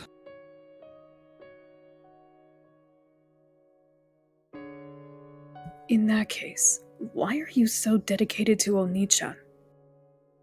It's almost as though that's your goal as a piece. Yes. That is the goal that gave birth to me. Did Oni-chan, the one who gave birth to you, give you that goal? That's not it. As the game master, Battler merely set a piece with that role on the board. Also, the one who gave birth to this piece was the first game master, and the one who created this game, Beatrice herself.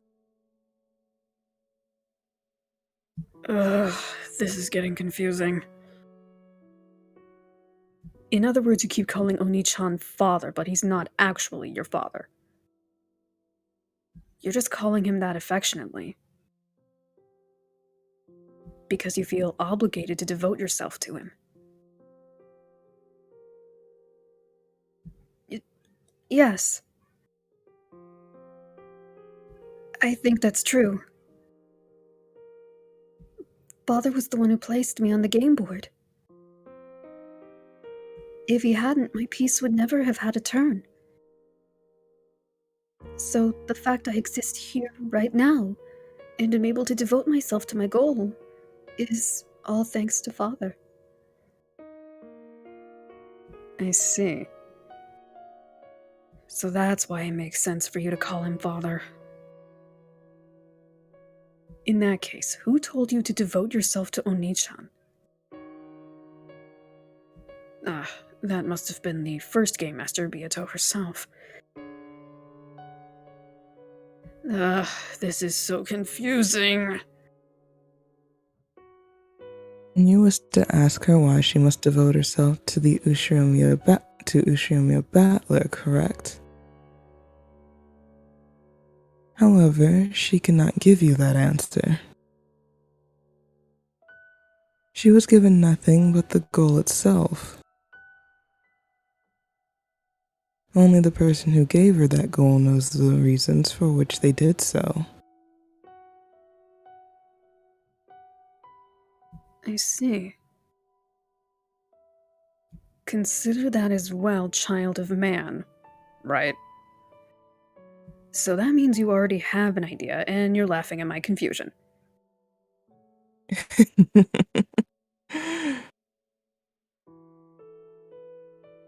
You really are just perfect for my Miko. I will do anything for Father. My existence will bring Father happiness. That is my greatest pleasure. And at that point, Beato hesitated. And what? Yes.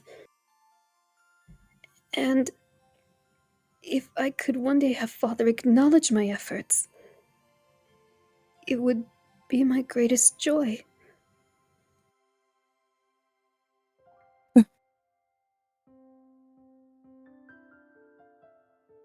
What the hell? If you only wanted to devote yourself to him, I'd say you're just another furniture of the witch. But you want him to acknowledge your efforts? That's less like furniture and more like... Andrew stopped mid-sentence. That's less like furniture and more like... You're just a girl who loves Oni-chan.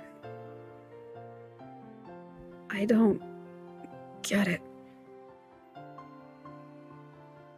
The driving force behind this Beato is that of a girl who adores Oni-chan. But then what does that make her? If the first Beato liked Oni-chan, then she should have adored him and devoted herself to him directly.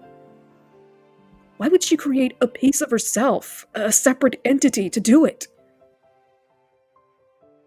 As it stands, even if she does attract Oni-chan's attention, it'll be towards the Pete's version of herself, not the creator who made that piece. If I ever like someone, I'll probably want to do things for them. But of course, I want to do those things myself. After all, I would want him to notice me.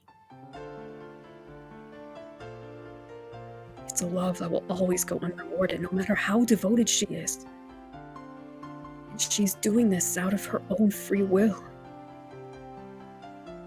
Beato's actions look no different from those of an average girl in love. She's devotedly doing all she can for him, dreaming that her kindness will eventually be acknowledged. Why would Beato create a piece like this? Maybe putting it in romantic terms is a bit too confusing. Let's try using food as an example. This would be as pointless as creating a piece of to-eat food for you. No matter how much food your piece eats on your behalf, you won't get any less hungry, right?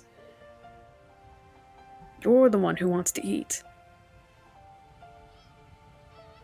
There's no reason to have a piece do that in your place. For most jobs in this world, you can get someone else to do it for you.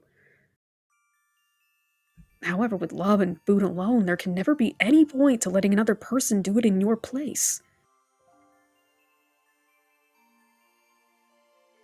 That's right. This Beato was created as a piece because of an impossible reason. Though at a glance, she looks like just a normal girl. The more I know about her, the less I understand. Like she's an imaginary number. Father hates it when I call him father. And the me that Father desires didn't call him by that name either. Right. The former you spoke to everyone without even using honorifics.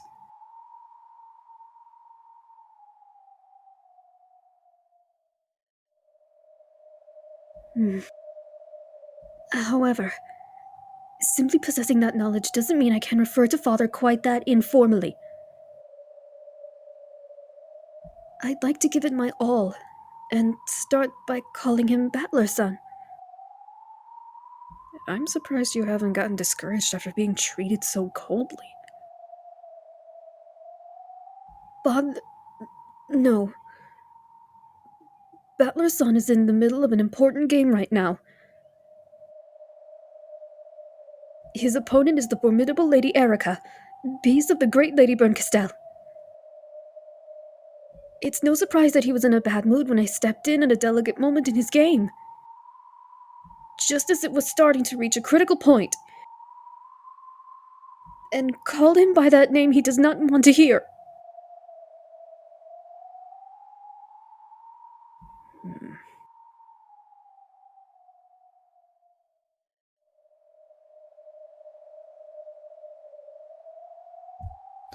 Okay.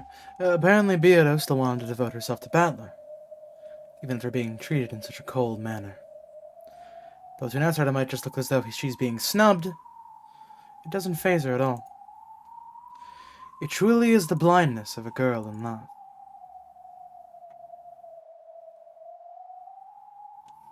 Or is it that I can't see because I have no love? At times, love does let you see the unseeable. Beato once again immersed herself in the fragment book that the former Beato had written. She was trying to find something about the Beato that Battler desired. And she shrugged, saying that, as though saying, well, I don't get it. Featherin laughed when she saw this, hinting that an innocent young woman could never understand. And she grumbled something back unhappily. Their exchange seemed to have had no effect whatsoever on Beato as she sat in the shadows of the library.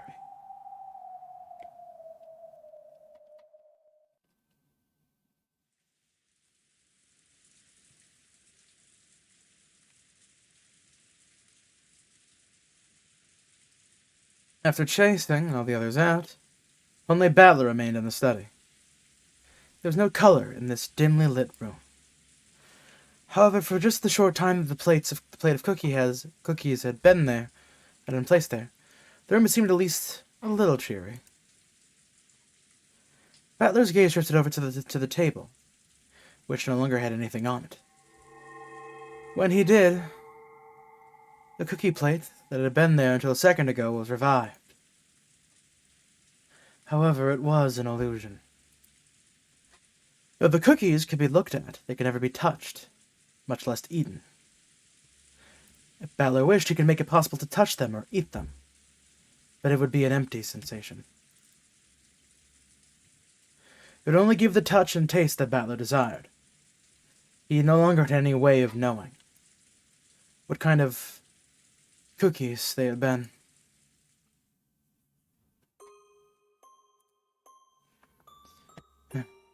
Shit, whoops. On the reception sofa across from Battler, a cloud of gold butterflies slowly gathered, and took the form of the old Beardo.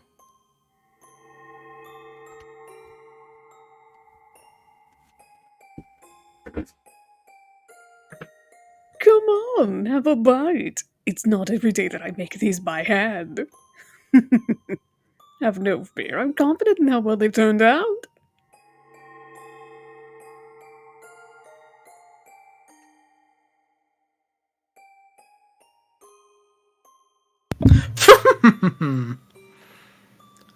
Hearing that from you, milady, makes them all the more dubious.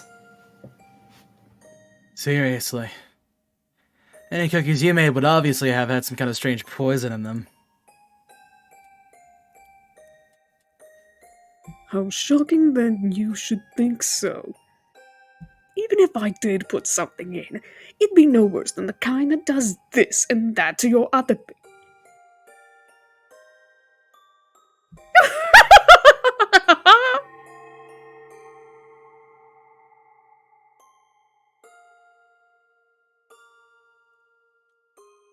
Why? If you do that sort of thing all the time, Battler-kun will never agree to eat them. Huh. Putting things in someone's food is pretty basic, isn't it? Fingernails, bits of hair, magic charms, fragments of love.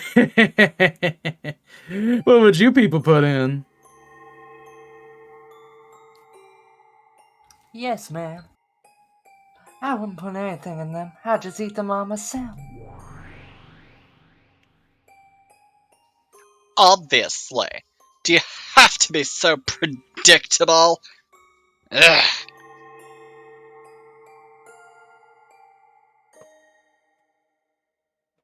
AC? Asmodeus is Oh. That would be Charlie. me, I was, think, right? I was Leviathan. So sometimes I Alright, give me a sec. Well, they say a girl's gotta grab by all three sacks. The first one's the stomach, right? Next comes the wallet, and what was the third one again? Sex joke. If I could catch a guy's attention, I'd want to make him sacrifice his body, heart, and soul to me. That's why I pour all my power and affection into my cooking.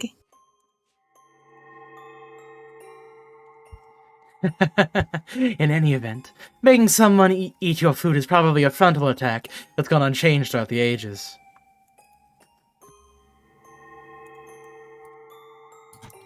Ridiculous! How pathetic to think that you couldn't grasp a single man's heart without relying on such simple tricks. Oh? Are you saying that you've succeeded in grasping a man's heart, One-sama? Battler, there's nothing weird in it, so have a bite. Don't think you'll never get a chance to eat my handmade cookies again. You'll ever get a chance. There probably won't be another chance. I slowly stretched my hand out to the illusion of the cookie plate and touched it.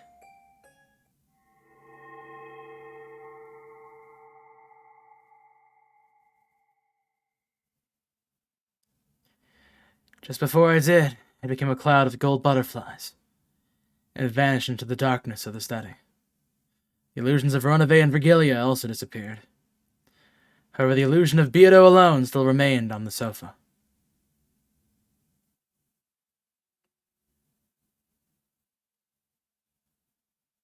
Is there something not to your liking? Now you're trying to force me to say it out loud.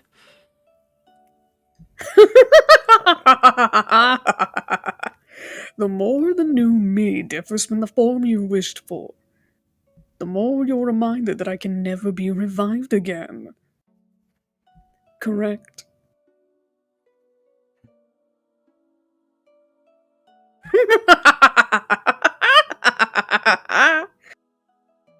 If you let a good woman get away, you never get a second chance. So, only now you finally realized what a good woman I was. Shut up! If you never appear again, that'd be a relief. Beato lay sprawled on the sofa and looked up at the ceiling. Barlos turned his back and moved to the window. For a while, there was silence. I imagine you understand, but I do understand. the me you were expecting has already disappeared. I know. Even though that Beato is you without a doubt. She's a different being than the old you. And I can say with certainty, that you'll never revive again.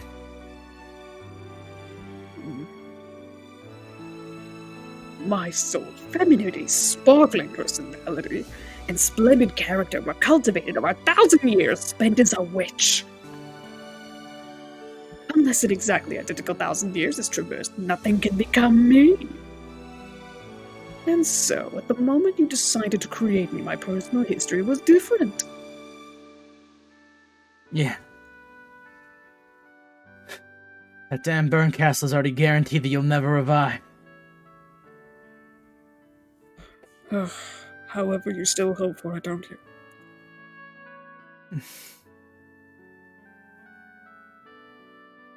One day, the new me will trip and land on her head, and all of her memories of the past will be restored.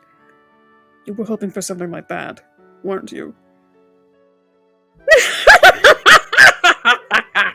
A delusional plot like that wouldn't even pass in a light novel these days. Shut up! In the past, you waited and waited. For me to remember.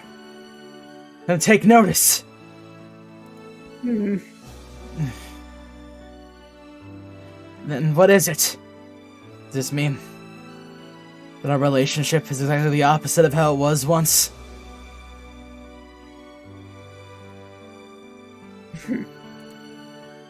Well, at times I did continue the game believing that you would eventually notice and remember. That a miracle would occur. How did it feel? How did it feel when you were playing with me?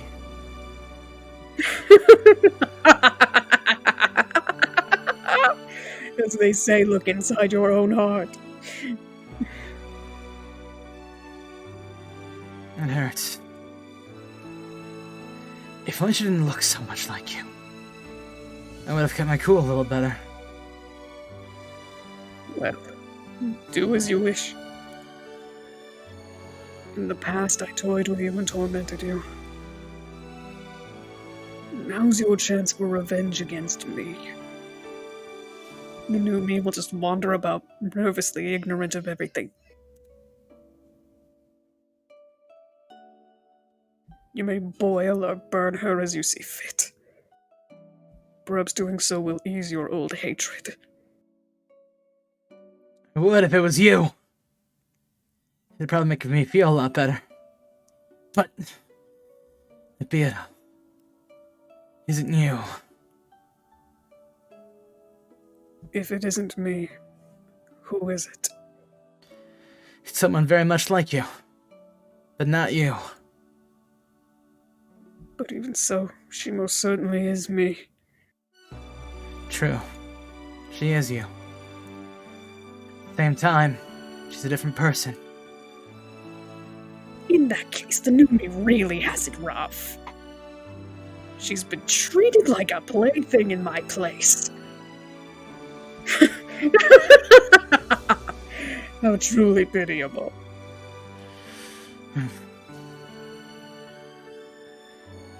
That might be the contradiction inside me.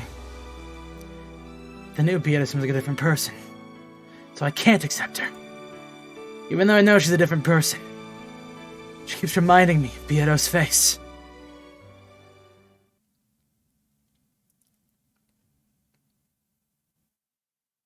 In that case, why not think of her as my daughter? Your daughter? She does share my blood, so consider her a daughter that closely resembles me. After all, she is my double, but hasn't lived 1,000 years, so calling her that is not incongruous. True. Imagine that I have died, left behind a daughter, and entrusted her to you. Won't it become a little easier to deal with her that way?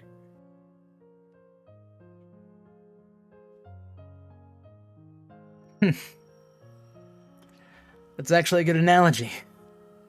It's unlike you. Do not jest. That is my daughter. She is the child I left behind after my death. You are free to press my likeness upon her. You may also let loose your pent-up resentment on her in my place. Making her bear my sins and torturing her as you please may calm your grudge. If that doesn't match your taste, you can also guide her down the right path so she does not end up on the inhumane road that I have tread. She was made to devote herself to you since the moment of her birth. If you wish, you can mold her into any shape you desire. After 1,000 years of miracles, she might even become me. So, I could even strip her naked and drag her around with a chain like you did to me once.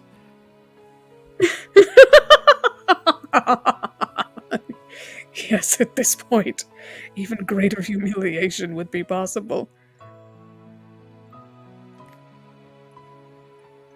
So, she is your double. And your daughter. Huh. Yes. She's exactly the same person. Same piece. Which was created once more by the rule called Beatrice. However, when I'm unable to accept it that way, I can think of her as Beato's daughter. Finding a clear guidepost for how to interact with her and smooth the uncertainty in my heart. Finally. I understand how cruel it's to her then. Tears poured to the ground. And while I followed them with my eyes, I noticed that a white business card had fallen onto the floor. It was the message card that had adorned those cookies. I rushed her, telling her to clean it up and leave right away. Which is probably why it had fallen to the floor unnoticed. I picked it up and read the message on it. It was extremely short, pure and sincere. It's so clear that I should be able to read it. However, it's blurred with tears, and I can't see anything.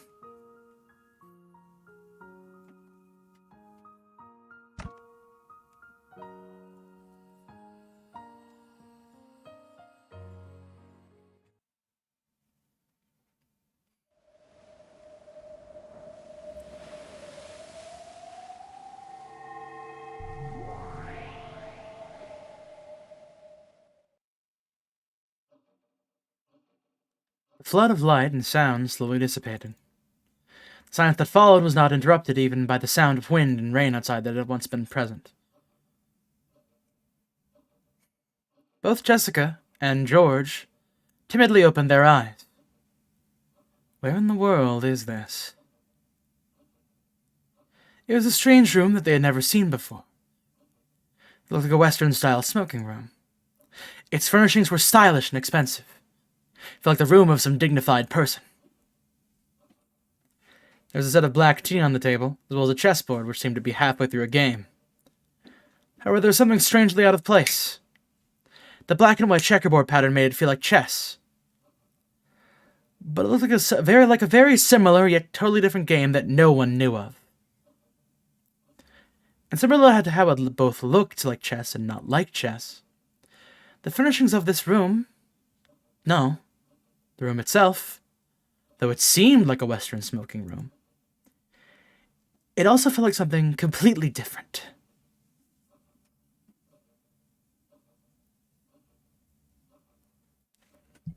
Just where is this place?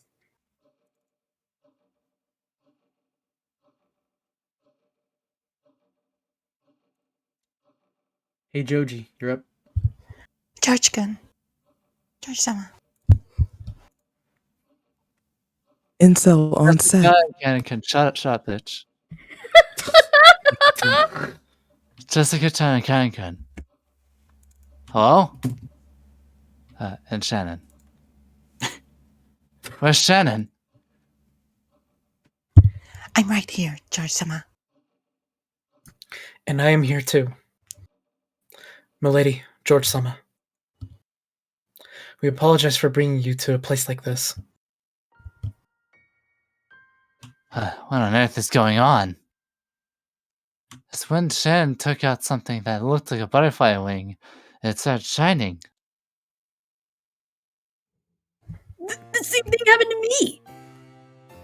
Cannon-kun took out this golden butterfly brooch thing, it started to sparkle, and...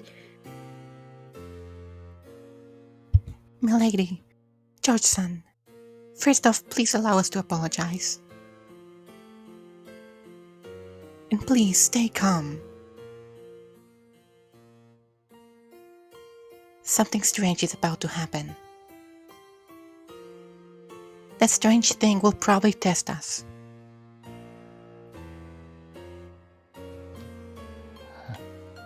Test us? Do you mean that trial you were just talking about? That we had to overcome if we wanted to be together? Is that it?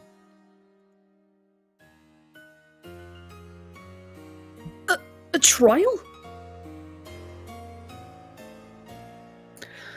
I haven't explained it to you yet, milady. My apologies.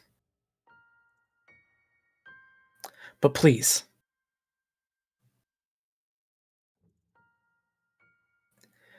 If your words just a second ago were the truth, please lend me your strength. I will give it everything I've got, so please. I don't understand a thing that's been happening. Do you know something, George Nissan? A bit. I'm just as surprised as you by what's happening right now. However, if they're saying that this is an unavoidable trial and that we're essential for it, I intend to take on whatever may come. A trial? Cannon-kun. The bush. Yeah. The two of them brought the halves of the broken golden butterfly brooch together, close to each other. As they grew closer, the strength of their bright yellow radiance increased.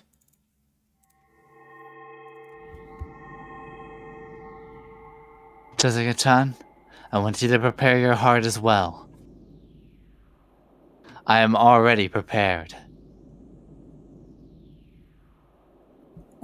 What do you mean? I don't have a clue! What the hell's going on? It's a trial. A test for a pair of those who love each other. Huh? George spoke these awkward-seeming words quickly and easily. Such an embarrassing line that Jessica couldn't help turning red. But the expression on George's face, which was so serious that it was almost grim, forced her to tense up as well. Shannon and Cannon were just as serious. With a glow in their eyes, as though they were taking part in a sacred duel, the pair of them brought the 2 gold butterfly wings together. Then the wings they held became a single gold brooch and regained their magical power.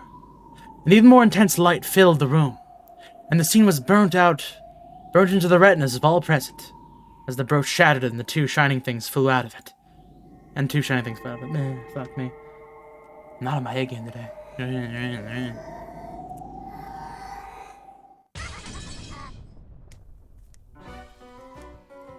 People live for the sake of love.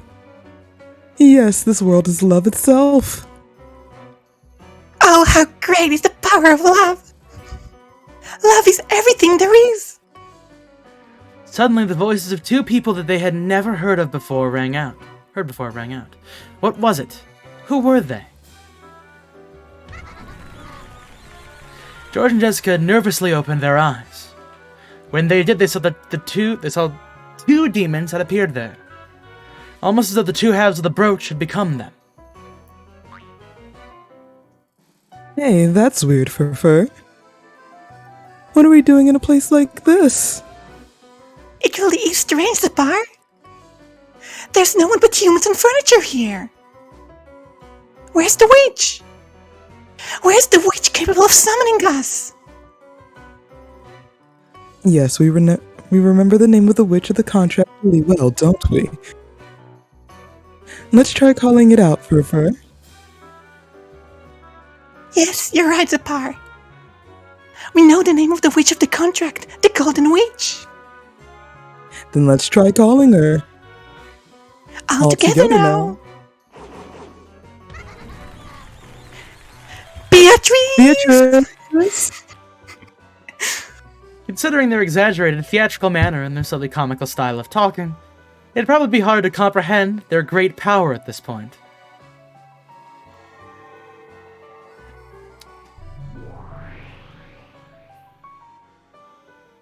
When the 2 demons called Beatrice's name, a cyclone of gold butterflies picked up throughout the room. It took the form of two golden witches. Ooh, there are 2 Beatrices. Well, there are 2 of us as well. Why shouldn't there be 2 Beatrices every now and then? This is my double and my little sister. We are 2 of the same in a single person. Pleased to meet you. It has been a long time, Beatrice-sama. What was that? It just literally just dots, Joshua. Am I dreaming? I feel the same. Still, it's too early to get dumbfounded. Okay, so since Joshy killed the vibe a little bit, I just want to point out that the first line you guys did together perfectly, that was not a double line. That was just Zephyr going. Was it? Did it come off at perfect? Because in my Yeah, head, no, I was it's like dead ass. finishing- When you guys said Wow. all together now, it was perfect. The second one you I love how you fucked up the first thing perfectly, and then like, You fucked it up completely perfectly. absolutely perfect bumblefuck, the best I've You ever did a seen. great job. But whatever, Successfully congratulations to us having the first actual double line work. Good job, Ringy Yeah, I King. think we did it Seamless. once before. Yeah, I Okay. think I actually had one of those that worked. Okay, anyways. Like, we actually timed it really well. Anyways. Unlike Jessica, George had maintained his composure even during this bizarre scene. After all, Shannon had already told him what would happen next. Demons of the contract, it's been too long.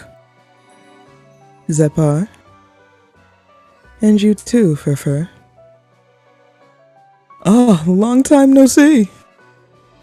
You seem to be in high spirits as always. But what a cute little sister you have. I'll bet those teary, juicy eyes taste like white peaches. Well, I wonder. Zepar and Furfur lashed onto Beardo from either side, wearing strange smiles. Each movement they made was exaggerated yet polished, as though they were acting out a play. Leave it at that for now, demons of the contract. To think that tonight will be the last we'll see that mischievous spirit. It'll be dearly missed. The last time? The brooch, our vessel, has already been destroyed. In other words, our role is finished after this. Ah, yes, it has been fun, Beatrice. However, it was decided when the contract was made. It was decided that we must lend our power one more time before our final farewell. So, this is truly the final miracle. Once is enough for the miracle of love.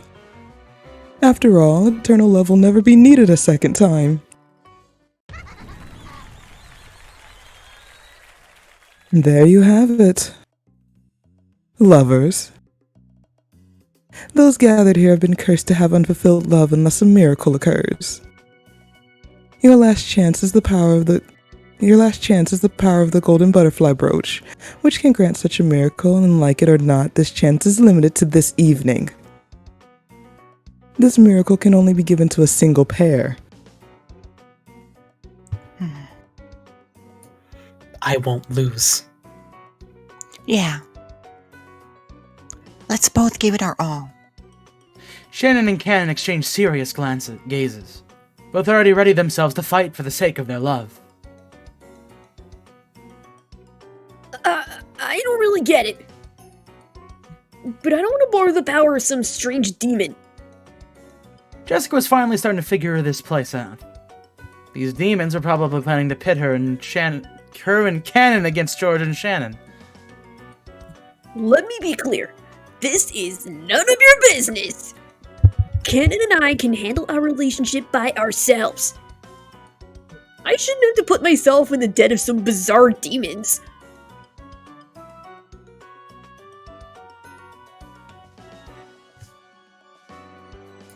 Milady, please listen. If we don't overcome this trial, we cannot be together. Jessica, accept it. This is the only trial that could possibly be imposed on upstart furniture wishing to be joined with a human.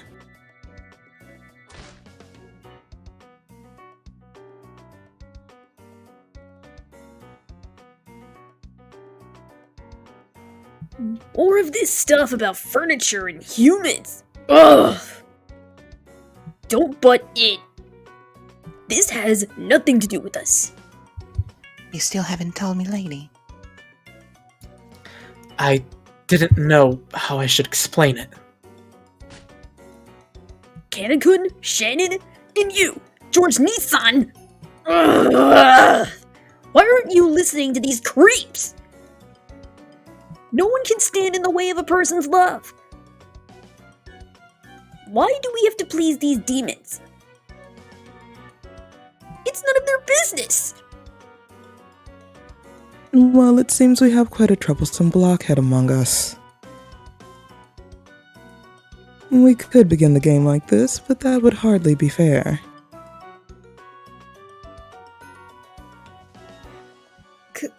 Couldn't you explain it for her? I don't understand it that well myself. Is there some kind of problem with the love between Jessica-san and Cannon-san? Oh my. It seems you and the others understand nothing at all. Without our blessing, the pair can cultivate the love at their leisure.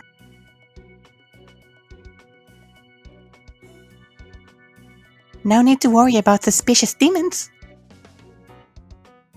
However, without our blessing, your love will vanish, disappear, wither, and decay.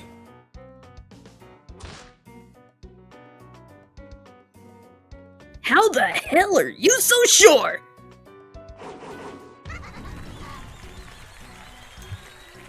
Because that is because fate. It is fate. You're free to choose not to accept it. Free choose not to resist.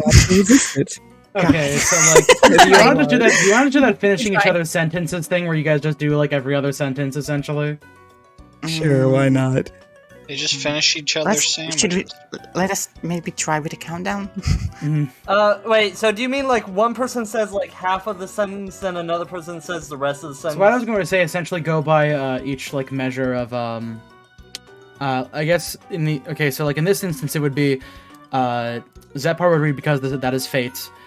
Furfur would read you are free to choose not to accept it, and then Zepar would go back to free to choose not to resist it. Essentially, just like trading off with Patter. Yeah, essentially trading off at that point. But if there's like no abbreviations, then try and do it at the same time. Abbreviation or go half and half. Like you just cut the sentence down the middle. Essentially, there is one problem I see with this.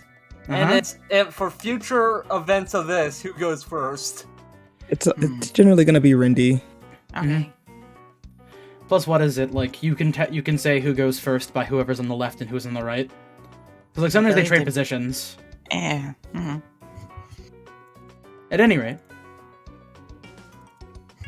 Oh, and what happens if you choose not to resist it? That love will end. But perhaps an actual explanation isn't so convincing.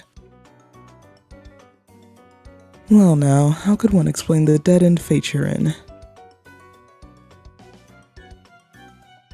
Ushiromia Jessica, a future shared between the two of you would be far more grim than you realize. If you don't gain the miracle of magic, disaster will most certainly befall you. Then it will cover you, fester within, and split the two of you apart.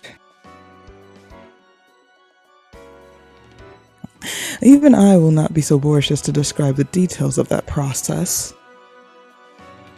However, if you don't believe, Jessica, I will tell you how it ends. Canon will stop being a servant and leave the island. For all eternity.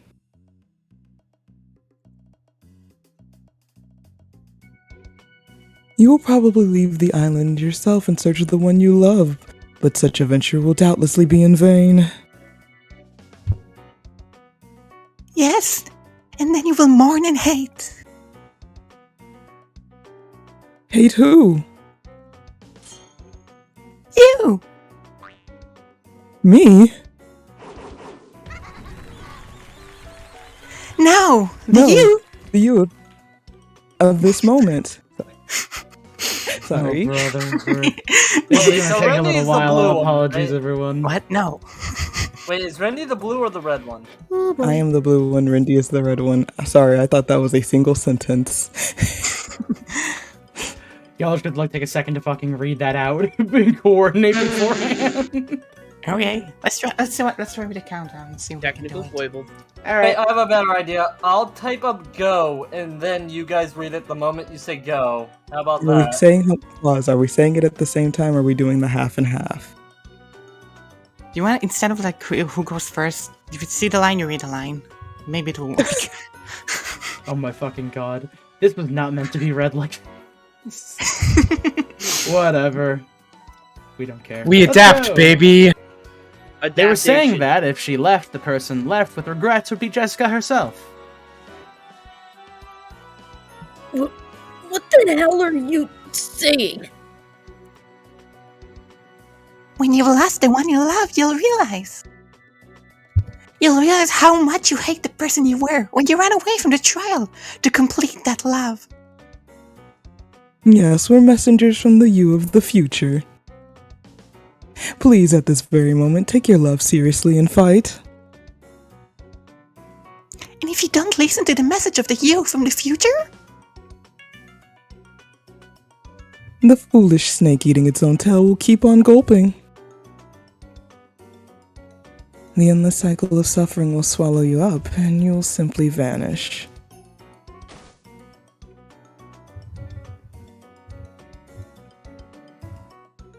What the hell are you talking about?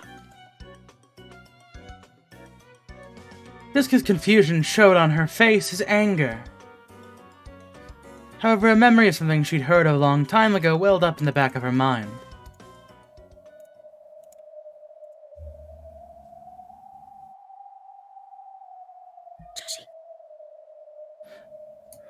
Unlike Nason, I don't plan on working here for many years. After just a few years, or possibly... if Nason ever decided to stop working here, I think I'll stop working too.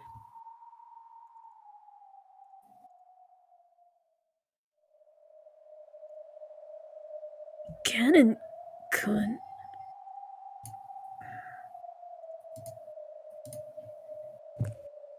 If you give up on the miracle of magic and hand it over to Shannon and George,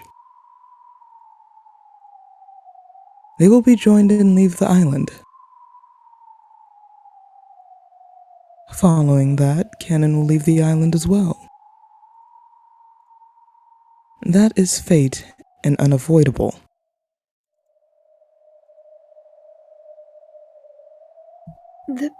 Then what if they can obtain the miracle of magic? Of course, Cannon will remain on the island by Jessica's side for all time. He will probably start learning musica with Jessica as she desires. However, their relationship will progress afterwards as a matter of the two lovers. They can deepen their relationship slowly, all by themselves, as Jessica wanted. However,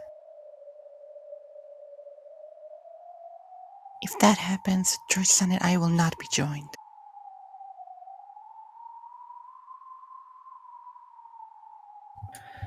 Fate demands we fight. Putting our happiness and futures on the line.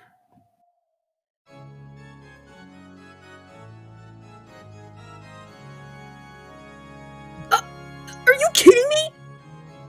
What the hell? So if we're joined, the other pair will split apart? What kind of demon's game is this?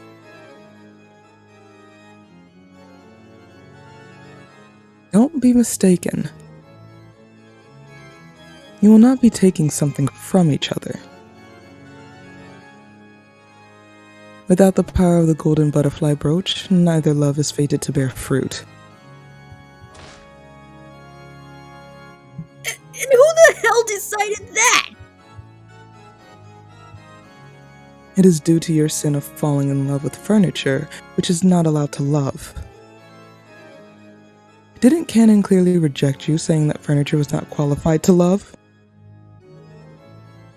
Knowing that, you chose Canon as the one you loved.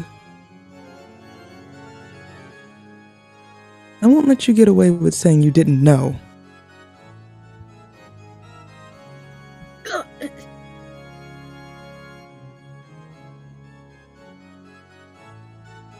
Though she couldn't accept any of it, Jessica wasn't able to argue back. Then George spoke up with that soft tone that he always used to smooth things over. However, his expression was still ruthlessly serious.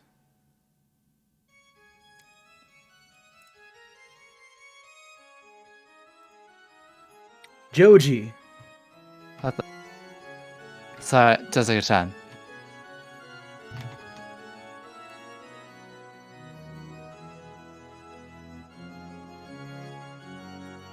Think of a way.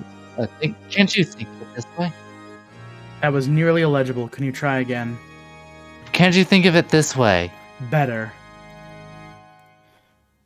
Also inaudible, not illegible. Think of it what way? I love Shannon.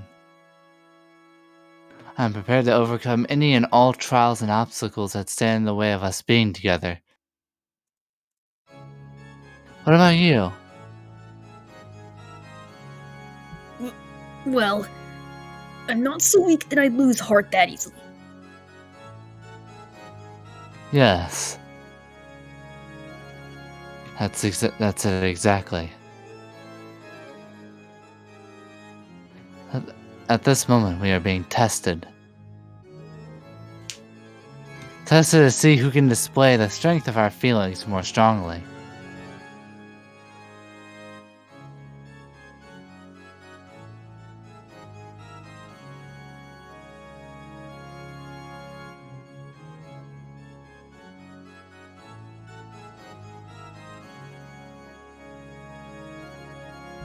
Are you saying that you actually support this crazy plan of theirs?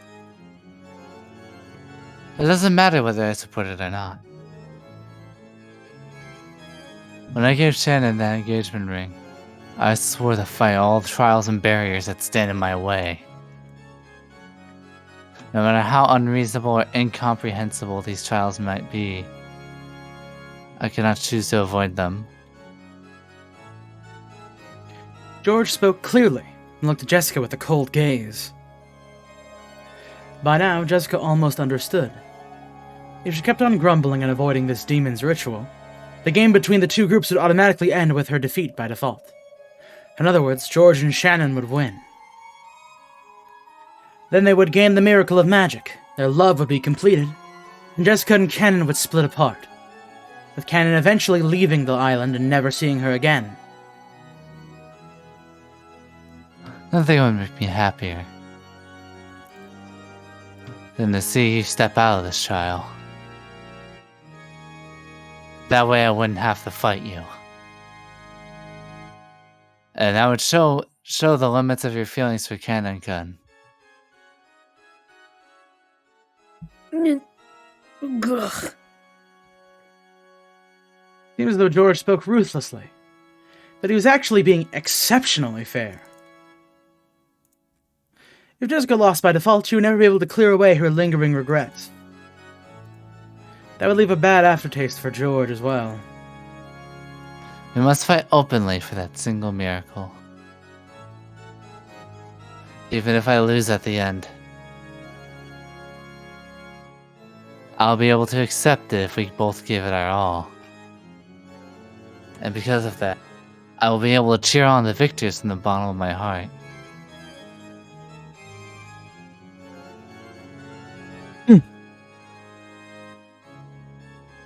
George's determination is quite impressive. After hearing that, Are you still going to run away? The two demons giggled and challenged her. Of course, George didn't laugh, but he still challenged her with cold eyes. And Shannon? please forgive me, milady. I'm determined to not flinch in my resolve.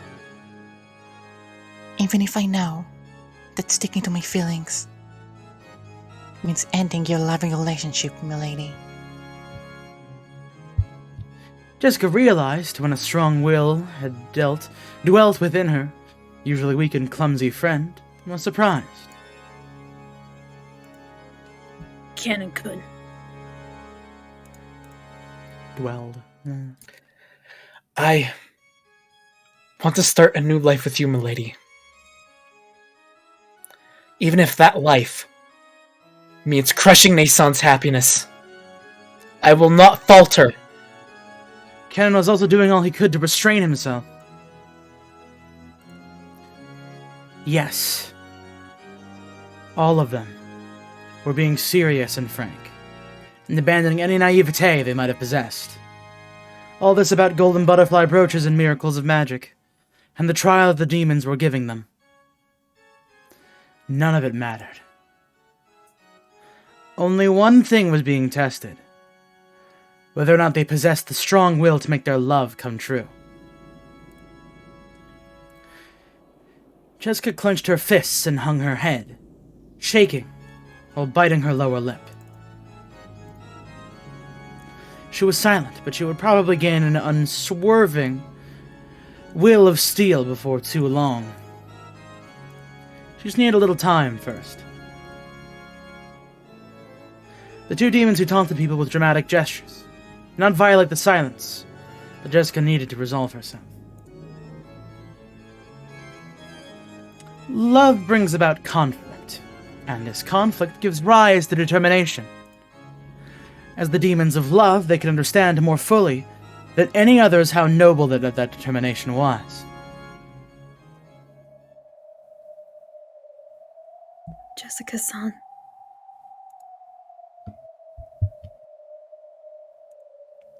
Furthermore, this magical miracle is something that can be received by you as well.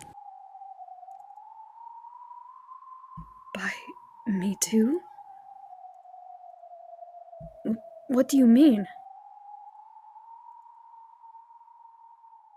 Beata was surprised as Narrators? well. You really Beata miss- was... What? skipped Huh? a line. Did I miss something? Oh, shit. Oops. Whoopsies. Yeah. Do you have it going on auto, or are you clicking a No, bit too that was fast? just... I think that was just a little bit of a whoopsies. To continue. Also, there's another bit of narration you missed. Oh. Earlier. I don't know what the fuck happened. I must have, like, zoned out super hard. What the fuck? I'm sorry, but Orange is getting dementia right now. Please bear with us. Orange is... Okay. She thought this had been about two pairs of lovers. Beata was surprised to suddenly hear that this had something to do with her as well. With the miracle of the golden butterfly brooch, even your wish. Your wish that your affection for Battler will be acknowledged can be granted easily. And without such a miracle,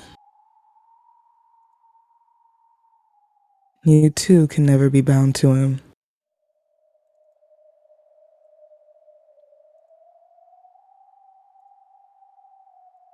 It means you're no outsider to this either. The cat across the marshes of love. That is your wish, is it not? We will not make light of your wish. Even your relationship with Battler will eventually fester and rot. No matter how much of a positive outlook you take, you know that this fate will eventually come to pass, bearing some kind of miracle.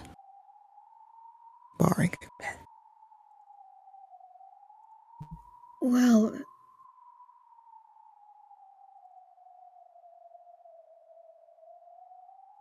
Beata hung her head sadly.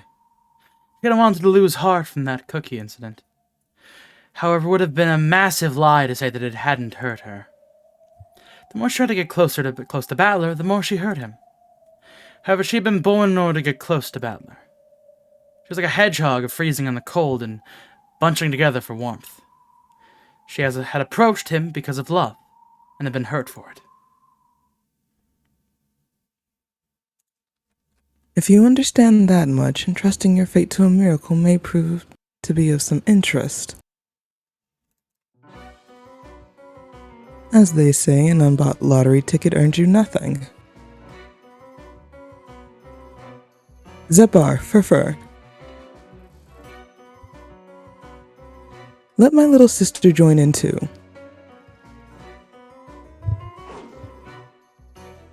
Oh, of course. Welcome, Second Beatrice. We were planning on including you from the very beginning. After all, we're Zepar and Furfur. The demons of love. Maybe you guys should do a countdown? I don't think a countdown's gonna help with Discord delay.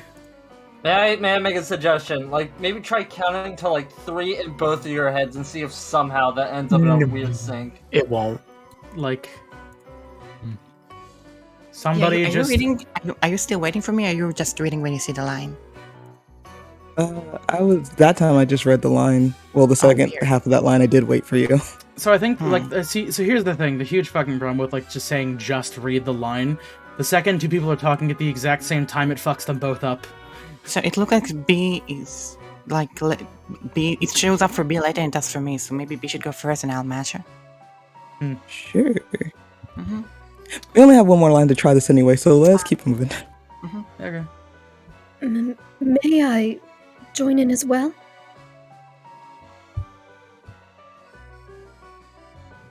If you wanted to, I don't see a problem. I won't prevent anyone from entering. We'll win against all hindrances and make everyone celebrate our reunion. Of course, it's the same the other way around. If you succeed in love by defeating us at our best, then both Shannon and I promise to sincerely support the pair that wins. Right, Shannon? Yes. We will not lose. And even if we did, we would cheer on you from the bottom of our hearts.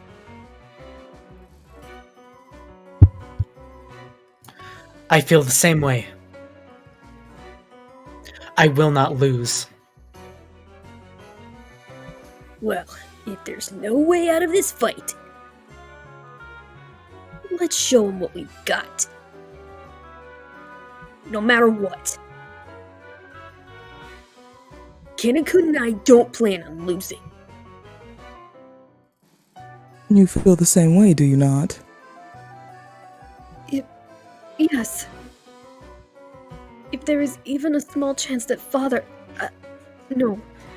That Battler's-san will acknowledge me. I'm willing to put myself on the line. Well said. Good going, little sister. Zepar, Furfur. The actors have gathered. Then let's begin, Furfur. Yes, let us begin, Zepar. Let's begin this In trial, this trial of lovers. The fight over A single miracle of magic. Is it hard for you? Is it hard for you to read while I'm also talking? Alright, so you know what? Here, I want to try something really quickly. I'm going to make it so neither of you can hear each other. I'm going to tell you guys to reread the line. I want to see what happens when we do that, Can you make it just okay? that V can't hear me? Because I'm fine with listening to her. Alright, sure, yeah, okay, fine. So here, B, I'm going to deafen you for a bit, and I'm just going to say go in the chat, and then you guys are going to do it again. Wait, hold on. Let me look at the chat real quick. Alright. Ready? And... Okay.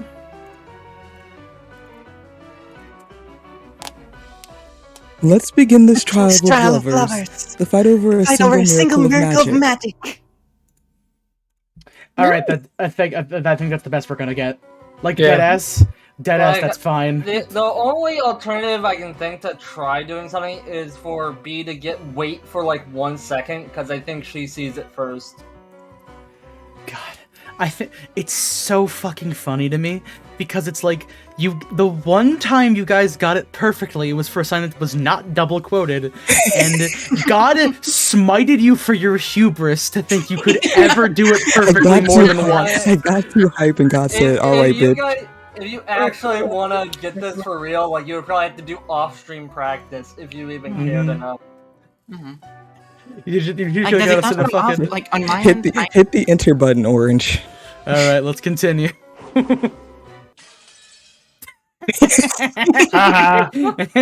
here we go. End of the chapter. I thought we were... I thought we were going to stop midway through. I didn't know we'd actually end That the was the chapter. initial plan, but then we finished a little early, and I was like, oh. But then there wasn't really a good stopping point after that. That was like 20 minutes. It's 20 minutes over. It's not that bad. Okay. Yeah. Alright, yeah, and it's no big Damn, deal. I can't believe we got one good double line that wasn't the double line, and then after that. I think actually the easiest way for you guys to make the double act work was to like Orange to like create a little counter on the stream that they could watch and like mute the stream or something. I don't think that's the issue, because even when we're in the same time, I think the delay is just making the voices show up at different times. On my end, like the last line we did was okay. I think I synced up pretty well. How did it come out? Yeah, it wasn't bad. So I'll admit, so for those of you who don't know, originally, I think I was going to be Zepar, and minus the part where, like, I just fucking love Zepar and I want to voice her. Them. Sorry. Actually, we did have to go over the fucking character introduction for them. Hold on a second. Woo! Yeah. But before it would have been a lot easier because I just wait for the other person to go, because I know my own delay. You two guys are operating like completely like random delay. At any rate. Well, I think B is like 1 or 2 seconds ahead of Rindy. Like that's the thing though, is like it's entirely different depending on where you are in the world because everybody's in a different place. Like on my end, it's like when we tried reading at the same time. For me, it's like B started after me, significantly. Yeah. So at any rate, Zepar, one of the 24... why am I getting 24 from? What the fuck? 72 great demons. Presides over love and tests others through trials. Zepar grants grants the contractor undying, immeasurable defensive power. This gives the contractor the courage not to dread any of love's wounds. A hunter of love who loves to prey upon passive men. Is of a different gender than Zepar, than Furfur. Fuck. Yeah. I am not on my A game today. Fuck me. It's Sunday No, night. it is today. Word. Furfur, one of the 72 great demons, presides over love and tests others through trials. Furfur grants the contractor endless, inexhaustible offensive power. Gives the contractor the courage not to fear any of love's barriers. A trainer of love who teaches passive men the taste of flesh. It is of a different gender than Zepar. Oh god, I heard a different thing popped in my head when I heard "taste of flesh." So they're like a sword and a shield. Oh, sure, if you want to. A very different image just popped in my head. I will Also- unfortunately have to give you the sprite comparisons for these later because I am busy with college stuff currently. That's fair. I will say, I think it's the funny thing about this is, so I didn't actually know this prior to like even coming up with the casting shit for this, but I literally I did not know what either of these characters sounded like until I played Golden Fantasia because they're like the lobby hosts, so to speak. They're great. Yeah, Like, and I recommend giving if anyone could like find a voice line of Zepar because Zepar sounds incredible. But anybody like, who meets the Fight Club You people, you will not see Zepar's voice coming. Yeah, no. Actually, hold on a second. Wait, can we just like wait a minute here? Can we like? Okay, hold on a second. Oh yeah, here we have a Zepar line. Hold on a second. Here. Oh shit. Whoa. Well, good thing I said before this, anyways. So let me just go ahead and United Heroes, we're on episode 6, chapter 9. We did it, guys. We did it, everybody. We got the sex number. Nice. At any rate. Okay, here. You can hear the difference in their voices. That's not the voice I remember. Yeah. You all thought we went too deep. Nah. Wait, can you go? Can you? Do you have in the logs? Do you have a double line? Yeah, you just hit the double line real quick. Let's Sure, do here. the last one. They didn't keep ambiguity with that one.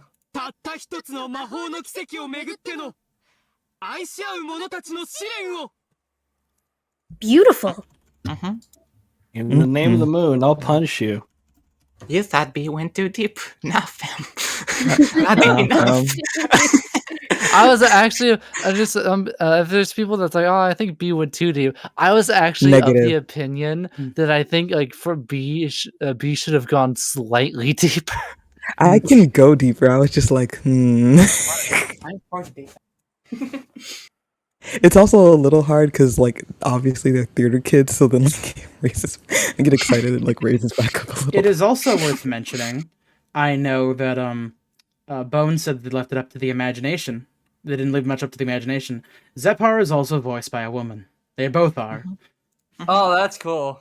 Yeah, it's like the fisheye thing from Sailor Moon. Does Yuko Bashi do Zepar too, or am I tripping? Mitsuki Saiga. No, wait, Zepar is the blue one, right? I'm sorry, I can't get this right down. Zepar is voiced by Mitsuki Saiga, and Furfur. Give me a second. Furfur voice actor Umineko. Eri Sendai is the voice actor for Furfur.